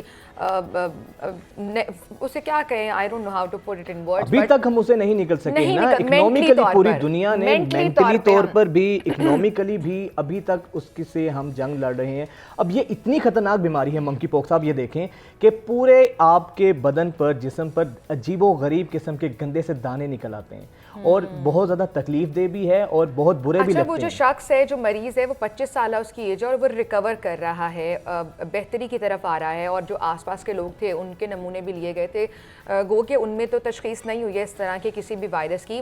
कोरोना वायरस से लड़ते लड़ते हमें ये शऊर मिल चुका है कि हमने किस तरह से हाइजीन को फॉलो करना है। बाहर से आना है तो बाहर के जूते बाहर रखने हैं, बाहर के कपड़े अलग रखने हैं और आते साथ हाथ धोने हैं। इवन जिनको सैनिटाइज़र की आदत नहीं थी वो लोग सैनिटाइज़ करते हैं, बार बार हाथ धोते हैं। तो ये एक अच्छी चीज़ है कि हमारी वो हैबिट ऐसी बन चुकी है कि आपने ख़ुद को साफ रखना है। तो ना सिर्फ कोरोना वायरस, अगर आप हाथ धो रहे हैं 20 सेकंड तक तो आप बहुत से वायरस से बच सकते हैं। तो अपना ख्याल रखें, सेहत से बढ़कर कोई चीज़ आपको अजीज़ नहीं हो सकती है। सेहत है तो सब कुछ है। हाजिर होते हैं एक ब्रेक के बाद। Stay with us.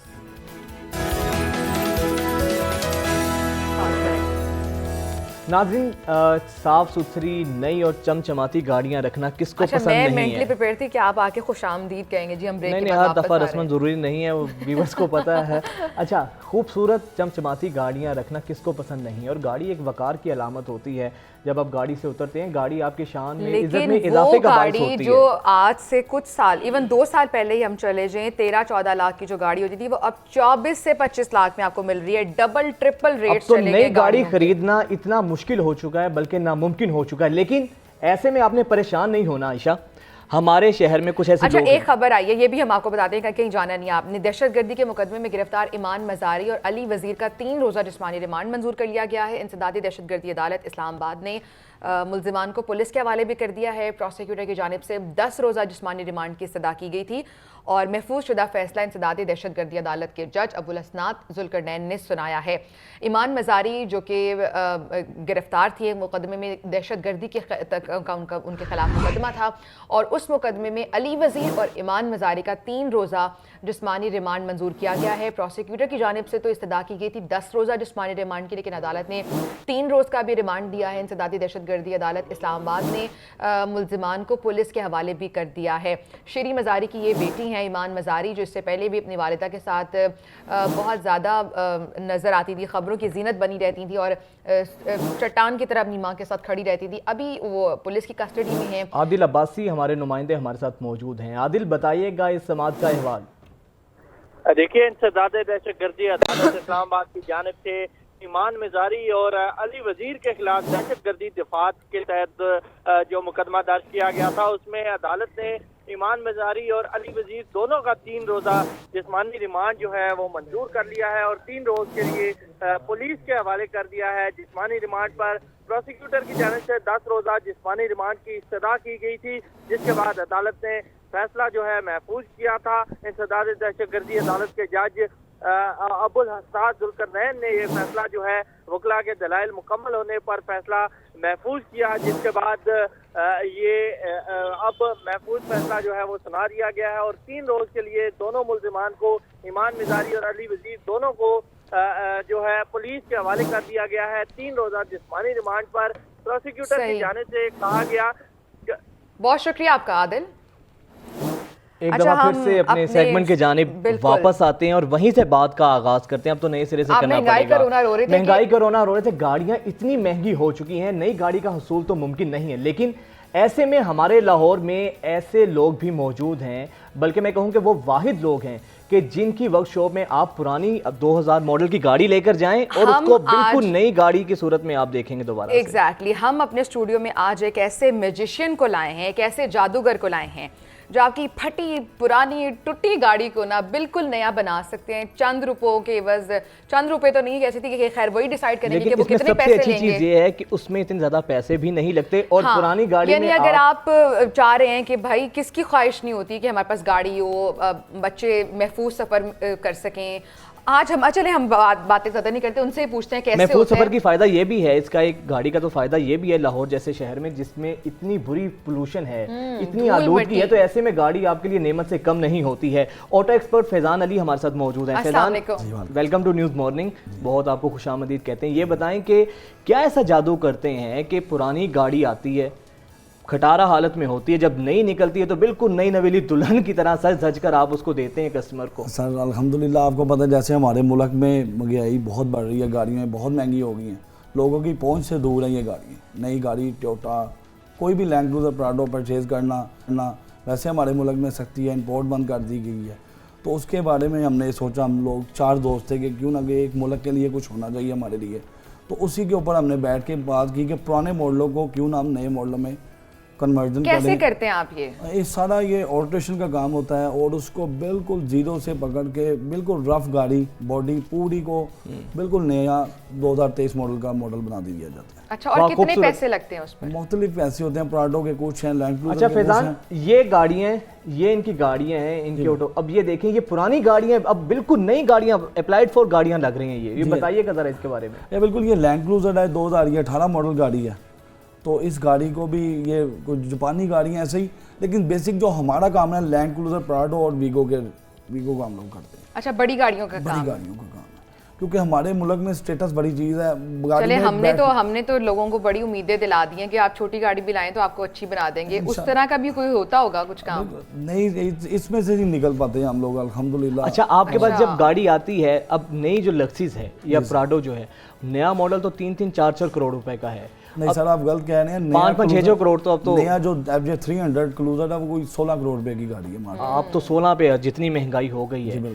अच्छा, जो पुराने मॉडल की आती है तो आप बिल्कुल 16 करोड़ जैसी गाड़ी बना के देते हैं। अल्हम्दुलिल्लाह 1 करोड़ के अंदर उसको 16 करोड़ वाले मजे आते हैं उस गाड़ी में बैठ के। खर्चा 1 करोड़ आता है और गाड़ी बिल्कुल 16 करोड़ जैसी, 16 करोड़ जैसी बॉडी रोड पे चलती दिखती है कि 16 करोड़ वाली गाड़ी जा रही है। कैसे ये करते हैं सर? ये इसके लिए मेहनत करनी पड़ती है और अल्हम्दुलिल्लाह। कितने अरसे से आप इस शोबे में? और अल्हम्दुलिल्लाह ये 2006 से हम लोग काम कर रहे हैं और ये 40 बंदों की हमारी टीम है। 40 बंदों की टीम को जो सुपरविजन करती है वो हम 4 दोस्त हैं। तो आपके अलावा भी कोई ऐसी वर्कशॉप है जो ये सर्विसेज देती है या लाहौर में आप अकेले? हमें देख के बहुत से लोग कर रहे हैं, लेकिन अल्हम्दुलिल्लाह जैसी गाड़ी हमारी बनती है वैसे उनकी नहीं बनती, उनकी ख़राब गाड़ियाँ हम ठीक करते हैं। अच्छा फैज़ान, हमारी कोशिश होती है कि हम हर तबके को टच कर सकें। जो जैसे अब कुछ गरीब अफराद भी हैं या जिनकी आमदन उतनी नहीं है कि अब क्रूज़र या वीगो हर कोई अफोर्ड नहीं कर सकता।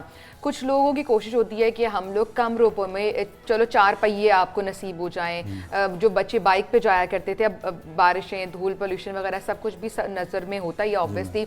उन लोगों को आप क्या, बिकॉज आप तो ऑटो एक्सपर्ट है ना, आप तो आपको सारी गाड़ियों का आपको पता होगा, उसके लिए क्या प्रोसेस होता है और कितना वो टाइम, कितना वक्त लगता है गाड़ी को बिल्कुल नया बनाने में? मैं आपको यही बता दूं कि गाड़ी अल्हम्दुलिल्लाह छोटी से छोटी भी बन जाती है, लेकिन मसला ये है कि हमारे पास बड़ियों से टाइम नहीं है। अल्हम्दुलिल्लाह अगले जो 6 माह है ना मेरे, वो बुक है मेरी गाड़ी। अगले 6 माह बुक है गाड़ियों के, और मेरे पास टाइम नहीं है कि मैं दूसरी गाड़ी को पकड़ के ऑल्ट्रेट शुरू करूं। और वो सारी बड़ी गाड़ियां हैं जो अल्हम्दुलिल्लाह प्राडो, लैंड क्रूज़र और वीगो हैं, अगले 6 माह के लिए बुक हैं और उनकी एडवांस पेमेंट है। गाड़ियां मेरे पास खड़ी हैं। अच्छा, कितना टाइम लगता है एक गाड़ी के ऊपर? 1 माह से 1.5 माह तक। एक गाड़ी के ऊपर आयशा 1 से 1.5 माह लगता है। अच्छा, ये बताएं कि पार्ट्स भी सारे तब्दील करते हैं या सिर्फ आउटर लुक ही चेंज करते हैं उसकी? बहुत से पार्ट्स चेंज होते हैं, मतलब फ्रंट कन्वर्जन अगर करते हैं, front bonnet, bumper, fender, headlight, bumper light, उसकी बॉडी किट, पीछे से भी डिक्की, स्क्रीन, पीछे से भी सारी चेंज होती है, लेकिन दरवाज़ों को वही मॉडिफिकेशन किया जाता है। अगर अंदर इंटीरियर की बात की जाए तो वो सारा जापानी हम लोग परचेज़ करते हैं मुख्तलिफ जगह से, पिंडी, पेशावर, उसके लिए हमें दुबई भी जाना पड़ता है। अच्छा, और अल्हम्दुलिल्लाह 4 दोस्त ना कहीं ना कोई ना कोई बिजी होता है। महंगे पार्ट्स इंपोर्ट करते हैं आप लोग, किस तरह से आपको गवर्नमेंट फैसिलिटेट करती है? क्योंकि इजाज़त नहीं है, पिछले दिनों लग्जरीज पर बैन लग चुका था। गवर्नमेंट तो तंग करती है, लेकिन छोटा टुक करते रहते हैं। चाइना इंपोर्ट कर लेते हैं, लेकिन पठान आपको पता है हमारे मुल्क में कोई ना कोई रास्ता निकाल लेते हैं और वो ले आते हैं। रास्ता निकाल। अच्छा, ये बताएं कि कंपनीज वाले तो बड़ा देखते होंगे, हम इतनी मेहनत के साथ नया मॉडल लेकर आते हैं और ये पुराने मॉडल को बिल्कुल हमारी जैसी गाड़ी में तब्दील कर देते हैं। जो 2023 की गाड़ी मैंने बनाई थी, अभी पाकिस्तान में गाड़ी किसी ने मंगवाई नहीं थी, मैंने पहले गाड़ी बना दी थी इंटरनेट से तस्वीर निकाल। अच्छा, तस्वीर से आपने नई गाड़ी बना ली थी उससे? मैंने ऐसे मैजिशियन नहीं कहा। अच्छा फैजान, ये बताएं कि जैसे अभी आपने कहा 16 करोड़ की एक गाड़ी है जो नया मॉडल आया है और आप 1 करोड़ में उसको नए, पुरानी गाड़ी को नया जैसा बना देते हैं, यानी ये स्कैम है। 2022 का एक मॉडल है, उसमें कंपनी वाले थोड़ा सा मॉडिफिकेशन करके उसको नया मॉडल के तौर पे लॉन्च कर देते हैं। बिल्कुल इसी तरह वो छोटी सी सेटिंग करते हैं और उसको इतने करोड़ों बढ़ा देते हैं। ऐसा ही है, हम लोग उसमें कुछ नहीं करते। अल्हम्दुलिल्लाह हम जेन्युइन तस्वीर हमें दें उस गाड़ी को, हम कॉपी बना देंगे। अच्छा, ये बड़ा एक्सपीरियंस चीज़ है आयशा, आसान चीज़ नहीं कि सिर्फ एक चीज़ को आपने देखना है और उसको डिटो उसके साथ की गाड़ी आपने बना के, ये हाथों का फन है, महारत है आपकी। अल्हम्दुलिल्लाह ये सीखा है, और मेहनत से कुछ भी करे तो अल्हम्दुलिल्लाह अल्लाह की ज़ात मदद करती है। ठीक है, अब आगे क्या करने का इरादा है? नए मॉडल्स की जो गाड़ियां वगैरह आ रही हैं, जो नया मॉडल आएगा उसको पकड़ेंगे सर, छोड़ना किसी को भी नहीं है। और ये गारंटी पाकिस्तान में पुरानी गाड़ी नहीं हमने छोड़नी। और ये गारंटी होती है कि जिस गाड़ी को आप मॉडिफाई करेंगे उसमें किसी किस्म का कोई फॉल्ट नहीं होगा? सर फॉल्ट की बात अगर बात कर लें तो इसके ऊपर ये मसला है कि गाड़ियाँ हमारी तैयार हुई रेंट पे चल रही हैं। अच्छा, शिकायत तो नहीं आई कोई ऐसी? रेंट पे जा रही है, लोग पैसे कमा रहे हैं। ये बहुत अच्छी बात है, लोग पैसे कमा रहे हैं, आप भी पैसे कमाएं और जितना अच्छा आप काम कर रहे हैं। बहुत शुक्रिया फैजान अली आपका, ऑटो एक्सपर्ट हमारे साथ मौजूद थे। और आयशा, वैसे एक बात है, लाहौर जैसे शहर में ऐसी गाड़ियों का मतलब इन हालात के अंदर जब इतनी महंगाई है, नई गाड़ी तो लोग अफोर्ड नहीं कर रहे। मैं तो सोच रहा हूँ खुद अपनी पुरानी गाड़ी दो, नई गाड़ी इनसे बनवा लूँ। अच्छा, बहुत अच्छी चीज़ है, आइडिया बुरा नहीं है, आइडिया बुरा नहीं है। चलिए जी, अगर आपने अपनी गाड़ी को चेंज कराना है तो आप करा सकते हैं, बिकॉज इतनी नई नई चीज़ें आ चुकी हैं। आप स्किन को चेंज करा लें, आप अपने बॉडी पार्ट्स फेशियल चेंज करा सकते हैं, तो गाड़ियाँ तो बहुत पीछे रह गई हैं ना। आप अपना नाक बदलवा सकते हैं, अपने लिप्स कॉन्टोर करा सकते हैं, बहुत चीज़ें निकल आई हैं, बहुत आगे जा रही है टेक्नोलॉजी का दौर है। होते हैं जो कि खुद को जदीद तकाज़ों से ना इन्हेंस कर सकें, और वही चीज़ें कामयाब होती हैं। खैर, अब आगे ज़रा खेल की बात कर लेते हैं। खेल से जनाब खबर ये है कि क्रिकेट के वर्ल्ड कप को लेकर भारत पे पता नहीं वर्ल्ड कप क्या चला गया है, बदहवासी सी बरकरार है भारत की।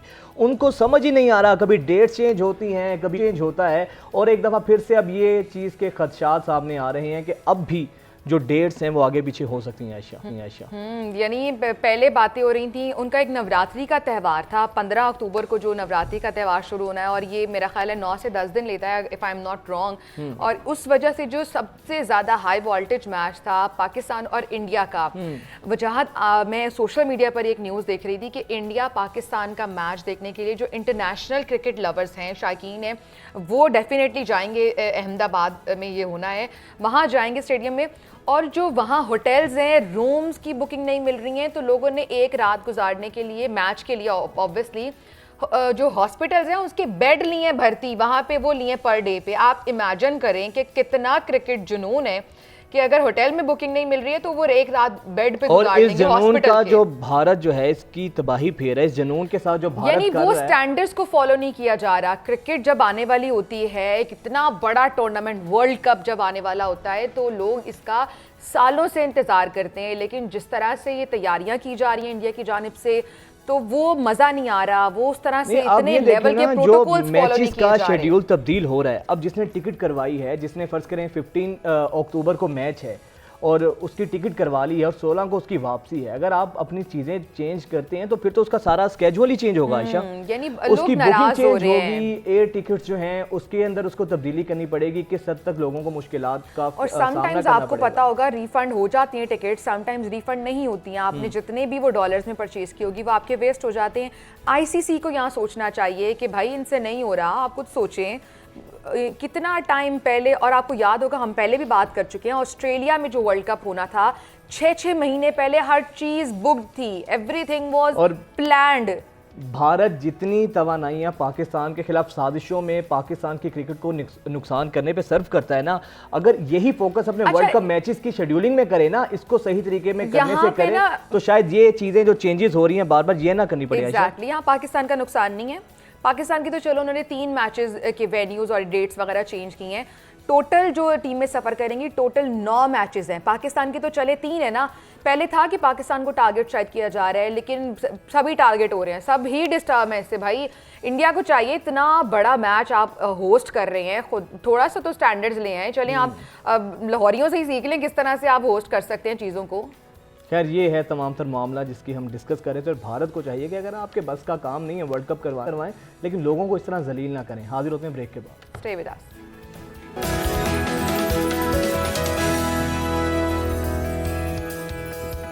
ब्रेक के बाद एक दफ़ा फिर से आपको खुशामदीद कहेंगे। नाजरीन, जो दांत होते हैं इंसानी खूबसूरती में इनका बड़ा ना वाइटल रोल होता है, बड़ा किरदार अदा होता है। आपकी जो स्माइल होती है आपके हुस्न को निखारती है। ना सिर्फ दांत आपकी खूबसूरती में इजाफा करते हैं बल्कि आपकी जिस्मानी सेहत का भी बराह रास्त ताल्लुक आपके दांतों से बड़ा जाता है। अगर आपके दांत साफ हों, स्ट्रेट हों, आप स्माइल करें, लोगों से मिलते हैं तो बड़ा आपको कॉन्फिडेंट इससे आपका कोई भी जो बीमारी होती है उसकी बुनियादी वजह भी दांत होते हैं। अगर आप अपने दांतों को साफ नहीं रखते हैं اگر آپ کے دانتوں میں کسی قسم کا کوئی مسئلہ مسائل ہوتا ہے تو پوری آپ کی باڈی جو ہے وہ اس میں سفر کرتی ہے. تو آپ دانتوں کو خوبصورت کس طرح رکھ سکتے ہیں, اپنے دانتوں کو بہتر کیسے رکھ سکتے ہیں, تو آج ہم نے جو معروف ڈینٹسٹ ہیں صاحب زادہ شعیب مسعود صاحب, ان کو اسٹوڈیو میں بلایا ہے تاکہ آپ گھر بیٹھے وہ چیزوں کو دیکھ سکیں. آرتھوڈونٹکس ہیں یہ, تاکہ آپ کو جو مسائل ہیں ان کو ہم ایڈریس کر سکیں. اچھا ڈاکٹر صاحب یہ بتا دیں, ابھی ہم ڈینٹسٹ لگے ہوئے تھے, آرتھوڈونٹسٹ اور جو ڈینٹسٹ ہوتے ہیں ان میں میجر ڈفرینس کیا ہوتا ہے؟ دیکھیے جی, سب سے پہلے تو thank you for having me on the show. اور جو سب سے میجر ڈفرینس ہے بیسک پوسٹ گریجویشن ہوتی ہے آرتھوڈونٹکس کے اندر. مطلب جس طرح باقی میڈیکل فیلڈز میں اسپیشلٹی ہوتی ہے کہ یہ ہارٹ کا اسپیشلسٹ ہے, یہ انٹسٹائن کا اسپیشلسٹ ہے, یہ لیور کا اسپیشلسٹ ہے, اسی طرح ڈینٹسٹ میں بھی اسپیشلسٹ ہوتے ہیں. جو بریسز کے اسپیشلسٹ ہوتے ہیں ان کو آرتھوڈونٹسٹ کہا جاتا ہے. اس کی 4 ایئرس کی ماسٹرز ڈگری ہوتی ہے, اس کے بعد آپ کو آرتھوڈونٹسٹ کا لقب ملتا ہے. اچھا یہ کیا ایج ہوتی ہے؟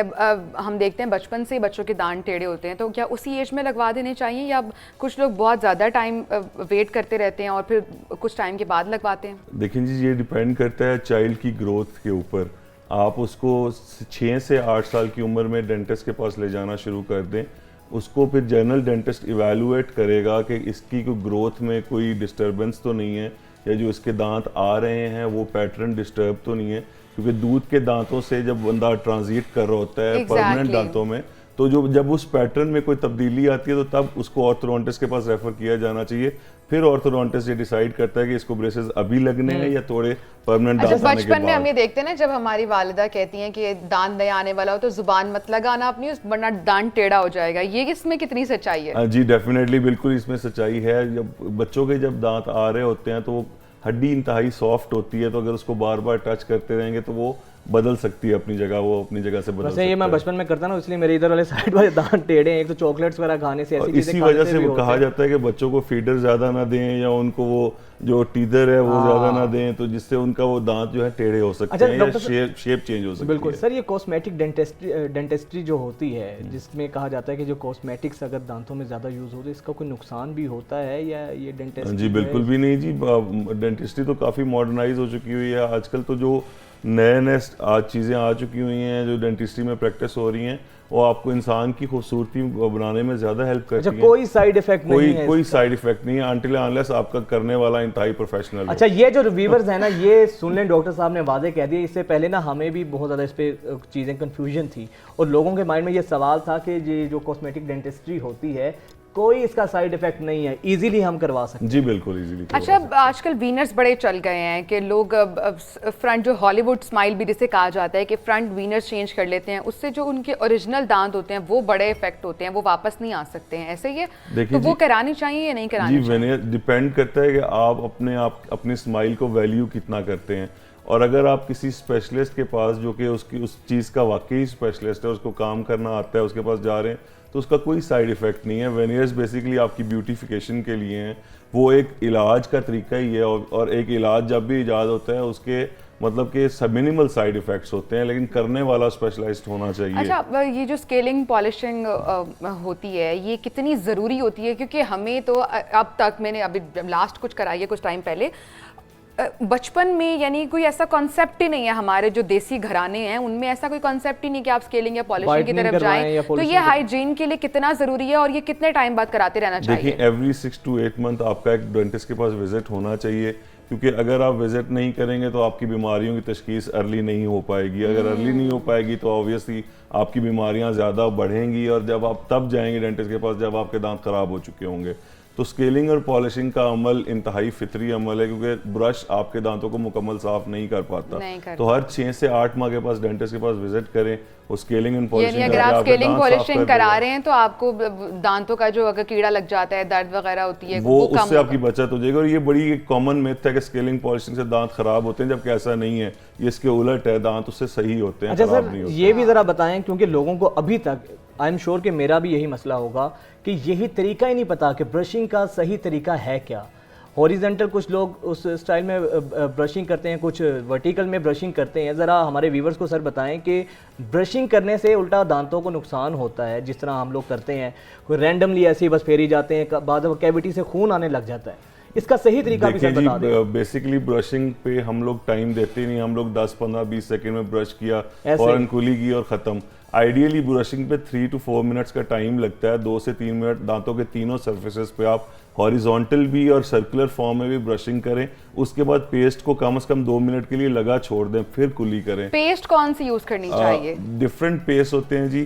اگر آپ کے دانت سینسٹیو ہیں یا وہ آلریڈی بیمار ہیں تو ان کے لیے دانت ڈفرینٹ ہیں پیسٹ. اور اوبیسلی یہاں پہ ہم اس کی ریزنز کی وجہ سے ہم نام تو کسی کا برانڈ کا لے نہیں سکتے, لیکن جو WHO ویریفائڈ ٹوتھ پیسٹ ہیں آپ وہ یوز کریں. اور وہ لکھا ہوتا ہے نا آئی گیس پیڈ کے باہر. اچھا سر, ایک دفعہ دوبارہ سے میں برشنگ کے حوالے سے, کیونکہ ہم سب لوگ بہت کنفیوز ہوتے ہیں, کچھ لوگ ٹنگ کے نیچے برشنگ کرتے ہی نہیں ہیں, وہاں پہ بھی کرنی چاہیے یا نہیں؟ جی ٹنگ کے اوپر کرنی چاہیے, زبان کے اوپر. وہ بیسیکلی اسپیشلی ٹنگ اسکریپرز آتے ہیں, ان سے کرنا چاہیے, کیونکہ جو غذا ہے وہ زبان کے اوپر بھی تہ جما لیتی ہے, اس کو صاف کیا جانا بھی بہت ضروری ہے, اسپیشلی آپ کے بیڈ بریتھ کے لیے وہ انتہائی ضروری ہے. تو یہ لوگوں کے ڈاکٹر صاحب کی یہ بات بڑے غور سے سننے کے لائق ہے کہ ٹنگ پہ بھی برشنگ آپ نے کرنی ہے. اچھا سر, یہ بھی دانتوں کا علاج کی جب بات آتی ہے نا وجاہت, تو لوگ اپنی جیب ضرور چیک کرتے ہیں کہ یہ بہت مہنگا ہوتا ہے دانتوں کا علاج, اس میں کتنی سچائی ہے؟ اور آپ تو اسپیشلسٹ ہیں, آپ تو اور مہنگے ہوں گے.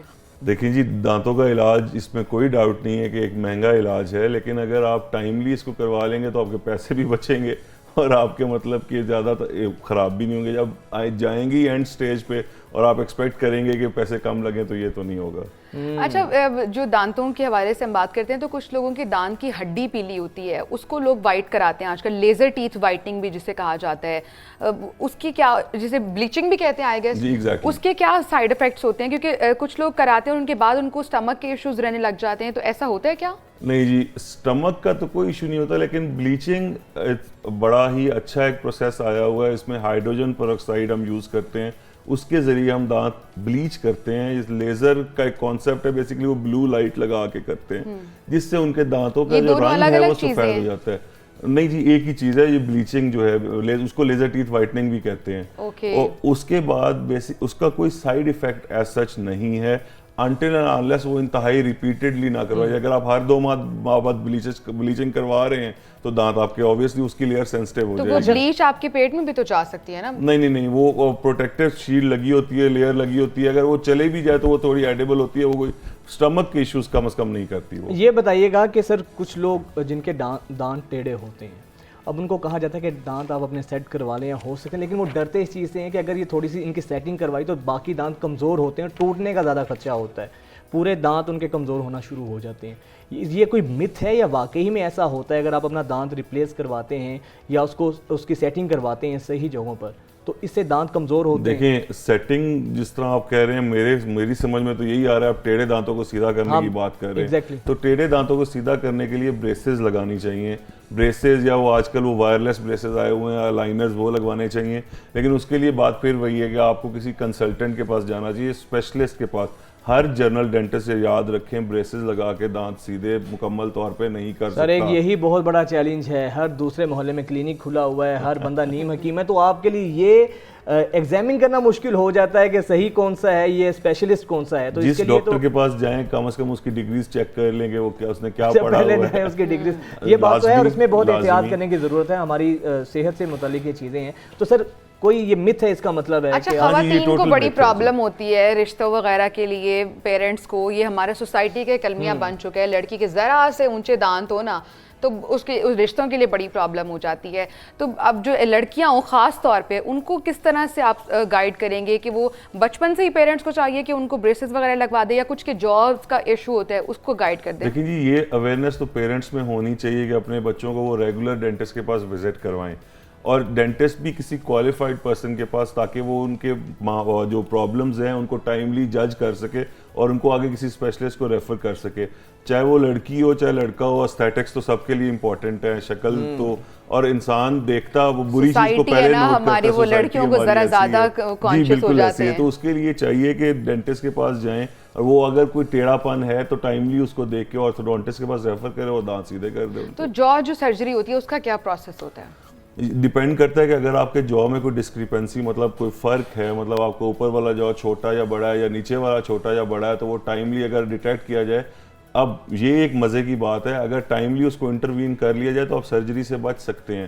ایسی اپلائنسز, ہاں جی, اگر یہی میں بتا رہا ہوں نا, اگر جنرل ڈینٹسٹ آپ کا ایک افیکٹو ہے اور وہ نالج رکھتا ہے تو آپ کو بتا دے گا کہ آپ کا یہ جبڑا چھوٹا بن رہا ہے یا یہ جبڑا آپ کا بڑا بن رہا ہے, تو ٹائملی انٹروین کر کے ایسی اپلائنسز پہنائی جا سکتی ہیں جو بچے کی گروتھ کو یوز کرتے ہوئے اس کے جوز کو ٹھیک کر سکتی ہیں. اس کے لیے پھر اس کو سرجری نہیں کروانی پڑے گی. اچھا, یہ آپ سائنٹیفک ٹرم یوز کریں جو ہمارے سننے والے دیکھنے والے ان کو شاید سمجھنا ہے آسان الفاظ میں. دیکھیں, آسان الفاظ میں سمپلی یہی ہے کہ جب انسان گروتھ ایج میں ہوتا ہے, مطلب 15 16 18 سال کی عمر تک باڈی بڑھ رہی ہوتی ہے, تو جو اوپر کا جو ہے نیچے کا جو ہے وہ ڈیولپ ہو رہا ہوتا ہے. اس ڈیولپمنٹ ایج میں اگر اس کی ہم خامی کو پکڑ لیں کہ یہ چھوٹا ہے یا یہ بڑا ہے, اگر آپ کا ڈینٹسٹ اتنا کوالیفائڈ ہے تو وہ ٹائملی انٹروین کر کے, مطلب ٹائملی اس کے اندر ایسی اپلائنسز آ گئی ہیں کہ آپ وہ پہنا کے بچے کو گروتھ ایج میں ان کی گروتھ کو ماڈیفائی کر سکتے ہیں, مطلب اس کی گروتھ کو بڑھا یا کم کر سکتے ہیں. جو اپلائنسز ہیں وہ بریسز کی طرح کی ہوتی ہیں, وہ بریسز کی طرح کی ہی ہوتی ہیں. اس سے پھر فائدہ کیا ہوگا, جب ایک دفعہ آپ کی گروتھ اوور ہوگی اور پھر آپ ڈینٹسٹ کے پاس گئے تو پھر تو آپ کو سرجری کروانی پڑے گی, جبڑا کٹوا کے چھوٹا یا بڑا کروانا پڑے گا. اچھا, کتنا خوفناک ہے یہ وجہ کہ جبڑا کٹوا کے, تو یہ کیا پروسیس ہوتا ہے؟ ڈاکٹر صاحب پہلے تو یہ بات اس کی بتائیں مجھے کہ اکثر کہتے ہیں دانت میں کیڑا تو ہوتا نہیں, ویسے تو ضروری نہیں ہے کہ کیڑا صرف دانت میں ہی ہو, کان اور سر میں بھی ہو سکتا ہے. یہ بتائیں کیڑا کیویٹی جو ہوتی کیا ہے, یا صرف ایک سمبولک اس کو نام دیا گیا ہے؟ یہ ایک لوگوں کو سمجھانے کے لیے, جس طرح ابھی وہ کہہ رہی تھی نا کہ کامن ٹرم, ایک کامن لیمن ٹرم ہے, ویسے کوئی زندہ کوئی کیڑا نہیں ہے, وہ ڈکے ہے, دانتوں کا گلا سڑا ہونا, اس کو کالا کالا نظر آتا ہے تو وہ کہہ دیتے ہیں کہ کیڑا لگا ہوا ہے. اچھا, ویسے آپ برشنگ کریں اچھے سے, پراپر ہائیجین کا خیال رکھیں, اسکیلنگ پالشنگ ایوری 6 months کرائیں, تو یہ کیڑا لگے گا ہی نہیں. لگے گا نہیں. برشنگ کا یہ بھی ہمارے لوگوں کو بتائیں کہ ہم لوگ جب تک برش کا آخری دھندا نہیں رہ جاتا نا تب تک ہم برشنگ کرنا نہیں چھوڑتے ہیں. یہ بات آپ جاب کا میں پوچھنا چاہ رہی ہوں. یہ بہت اہم سوال ہے. یہ برشنگ کی یہ تو اتنی بیسک چیز ہے, بچپن سے سکھاتے ہیں. برش چینج کرنے کے لیے ایک ہی بات ہے, اس میں کوئی ٹائم لیمٹ نہیں ہے. جب آپ کے برش کے برسٹلز, مطلب اس کے وہ جو بال سے ہیں وہ ہلکے سے ٹیڑھے ہونے لگے, وہ چینج کر لیں. میرا خیال ہے ایوری منتھ چینج ہونا چاہیے برش, یا every 3 months. Not exactly every month, جب وہ تھوڑا سا ٹیڑھے ہونے لگے ہیں تب چینج کر لیں. کوالٹی میں بھی تو سر میٹر کرتا ہے نا. ہاں, کوالٹی بہت میٹر. آج کل ہمارے یہاں اتنے فراڈز آ گئے ہیں کہ وہ برشز 2 نمبر یا نقلی بن رہے ہیں. بعض برشز کے دندے اتنے وہ سخت ہوتے ہیں کہ باقاعدہ بلیڈنگ ہوتی ہے. یہ بھی ایک بڑا کامن میتھ ہے, لوگ ہارڈ برش یوز کرتے ہیں. ہارڈ نہیں کرنا چاہیے, سافٹ یا میڈیم. سافٹ اور تھن برسٹل, جو سب سے تھن برسٹل ماؤتھ فریشنرز بھی یوز کرتے ہیں, یہ اس کا آلٹرنیٹ ہو سکتا ہے برشنگ کا؟ آلٹرنیٹ بالکل نہیں ہو سکتا, ایڈیٹیو ہو سکتا ہے. ایڈیٹیو ہو سکتا ہے, یعنی کہ جو لوگ برشنگ کے آلٹرنیٹ کو سمجھتے ہیں کہ یہ جو ماؤتھ فریشنر ہے اس کا مطلب ہے وہ نہیں ہو سکتا. نہیں, ماؤتھ فریشنر کا آلٹرنیٹ نہیں ہو سکتا, اس کا ایڈجنکٹ ہو سکتا ہے, مطلب اس کا ساتھ ایڈ ہو کے آپ کے بیڈ بریتھ وغیرہ کے لیے اینٹی بیکٹیریل ہوتا ہے, اینٹی انفلیمیٹری ہوتا ہے وہ فور دا ٹائم بینگ, لیکن جو وہ برشنگ کو ٹوٹلی ریپلیس نہیں کر سکتا. اچھا, ایک بڑا کامن ایشو ہے, بچوں کے جو چھوٹے چھوٹے بچے ہوتے ہیں وہ چاکلیٹس کھا کے ان کے سامنے والے دانت غائب ہو جاتے ہیں, بلیک ہو جاتے ہیں اور وہ خود ہی جھڑ جاتے ہیں. اس سے کیسے بچا جا سکتا ہے اور اس کو کیا طریقہ ہونا چاہیے؟ اس سے سب سے پہلے تو ایک تو ہمارے ہاں یہ ہے کہ ہم بچوں کو برشنگ کی طرف نہیں لے کے جاتے. شروع میں مائیں ان کا احتیاط نہیں کرتی, وہ 6-8 سال کا بچہ ہو جاتا ہے لیکن وہ برش کی طرف نہیں جا رہا. بچے کے چھوٹے بچے میں جب پہلا دانت نمودار ہوتا ہے اسی وقت اس کی صفائی کا خیال ماں باپ کو شروع کر دینا چاہیے. اس کے لیے بیبی برشز اسپیشلی ملتے ہیں جو کہ اس کے بچوں کو صاف کرتے ہیں. ہاں, اور 1 teeth وہ برش ہوتے ہیں, بچوں کے مائیں فنگر پہ رکھ کے وہ بھی کرا سکتی ہیں اس طرح.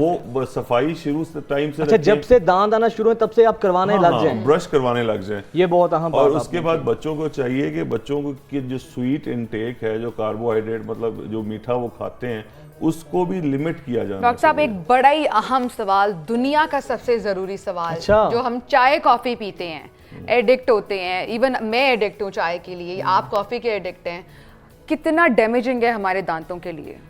دیکھیں جی, ہیومن نیچر ہے, کسی بھی چیز کی زیادتی آپ کے لیے نقصان دہ ہے. میانہ روی کا, ہمارے نبی پاک صلی اللہ علیہ وسلم کا بھی یہی فرمان ہے. کوئی بیچ کا راستہ بتائیں کہ ہم چائے بھی نہ چھوڑے, دانت بھی بچ جائیں. چھوڑنے کا تو میں بالکل بھی نہیں کہہ رہا, لیکن کم کر دیں, مقدار کم کر دیں. ڈاکٹر صاحب, یہ ٹھنڈا گرم ہوتا ہے, اس کا کیا مسئلہ ہوتا ہے؟ یہ دانتوں کی کمزوری کی علامت ہے؟ اکثر ہمیں ٹھنڈا بھی فیل ہوتا ہے, گرم بھی فیل ہوتا ہے. جی بالکل, جب آپ کے دانتوں میں گرم ٹھنڈا فیل ہونا شروع ہو جائے, مطلب آپ کی جو نرم لیئر ہے وہ دانتوں کی وہ ایکسپوزڈ ہے کہیں نہ کہیں سے, جہاں پہ آپ کی غذا جا کے لگتی ہے اور اس کی سینسیشنز آ رہی ہیں, तो तब ऑब्वियसली डेंटिस्ट को चेक करवाना चाहिए कि मुझे गर्म ठंडा क्यों लग रहा है। ना से बचने की इससे क्या अलामात हैं? ठंडा गर्म करना छोड़ दें? इससे बचने के लिए एक ब्रशिंग टाइमली करें, स्केलिंग 6 से 8 माह में करवाएं, और brushing 2 time in a day होनी चाहिए। जी 2 टाइम्स इन अ डे होनी चाहिए, सुबह जो है नाश्ते के बाद और रात सोने से पहले। सुबह नाश्ते के बाद जी, जी। और रात सोने से पहले। अच्छा, लोग नाश्ते से पहले करते हैं? नहीं, नाश्ते के बाद करनी चाहिए। नाश्ते के बाद कुली वगैरह करके अपना जो मॉर्निंग मील है आप ले लें, फिर अपने ऑफिस जाते हैं या काम या कोई भी। लेकिन सर नाश्ते के बाद तो हम तब करेंगे जब रात सोने से पहले करेंगे। वैसे ये भी जरूरी है। जिसने रात को करना ही नहीं है वो तो फिर ऑब्वियसली उसके लिए जरूरी है कि रात को सुबह नाश्ते से पहले करे। हाँ जी बिल्कुल। ये देखिए, ये किसी के दिमाग में नहीं आ सकता जो नहीं, ये चीज़ अच्छी है। वैसे डॉक्टर साहब बहुत शुक्रिया आपकी मौजूदगी का, हमने भरपूर फायदा उठाया। जो हमारे व्यूवर्स के जो सवालात हैं, जो घर में बैठी हमें देख रही हैं, कि हम उनको हर सवाल को कवर कर सके, कि जो आपके जहन में सवाल भी आ रहे होंगे, हमने तो कोशिश की अपनी तरफ से कि हम सारे सवालात को कवर कर लें। और जब डेंटिस्ट हो, अच्छा डेंटिस्ट का ना एक खौफ बड़ा होता है वजाहत, 10-15 साल तो वो खौफ में गुजर जाते हैं कि डेंटिस्ट के पास नहीं जाना। ये और बहुत कम डेंटिस्ट होते हैं जो आपको इतना कंफर्टेबल फील कराते हैं। जो एक आपका ये मिथ ही बनी होती है कि एंजाइटी लेवल होता है कि दांतों का इलाज होने वाला है, उसको ओवरकम करने में बड़ी हेल्प करते हैं, बहुत कम। उम्मीद है आपको आपके सवालात के जवाबात मिल गए होंगे, लेकिन अभी अगर कुछ सवालात रह गए हैं तो अगले सेगमेंट में हम डॉक्टर साहब को दोबारा मदऊ करेंगे और आपके जवाबात मिलेंगे। हमें आज इजाज़त दीजिए, कल मिलते हैं। अल्लाह हाफ़िज़।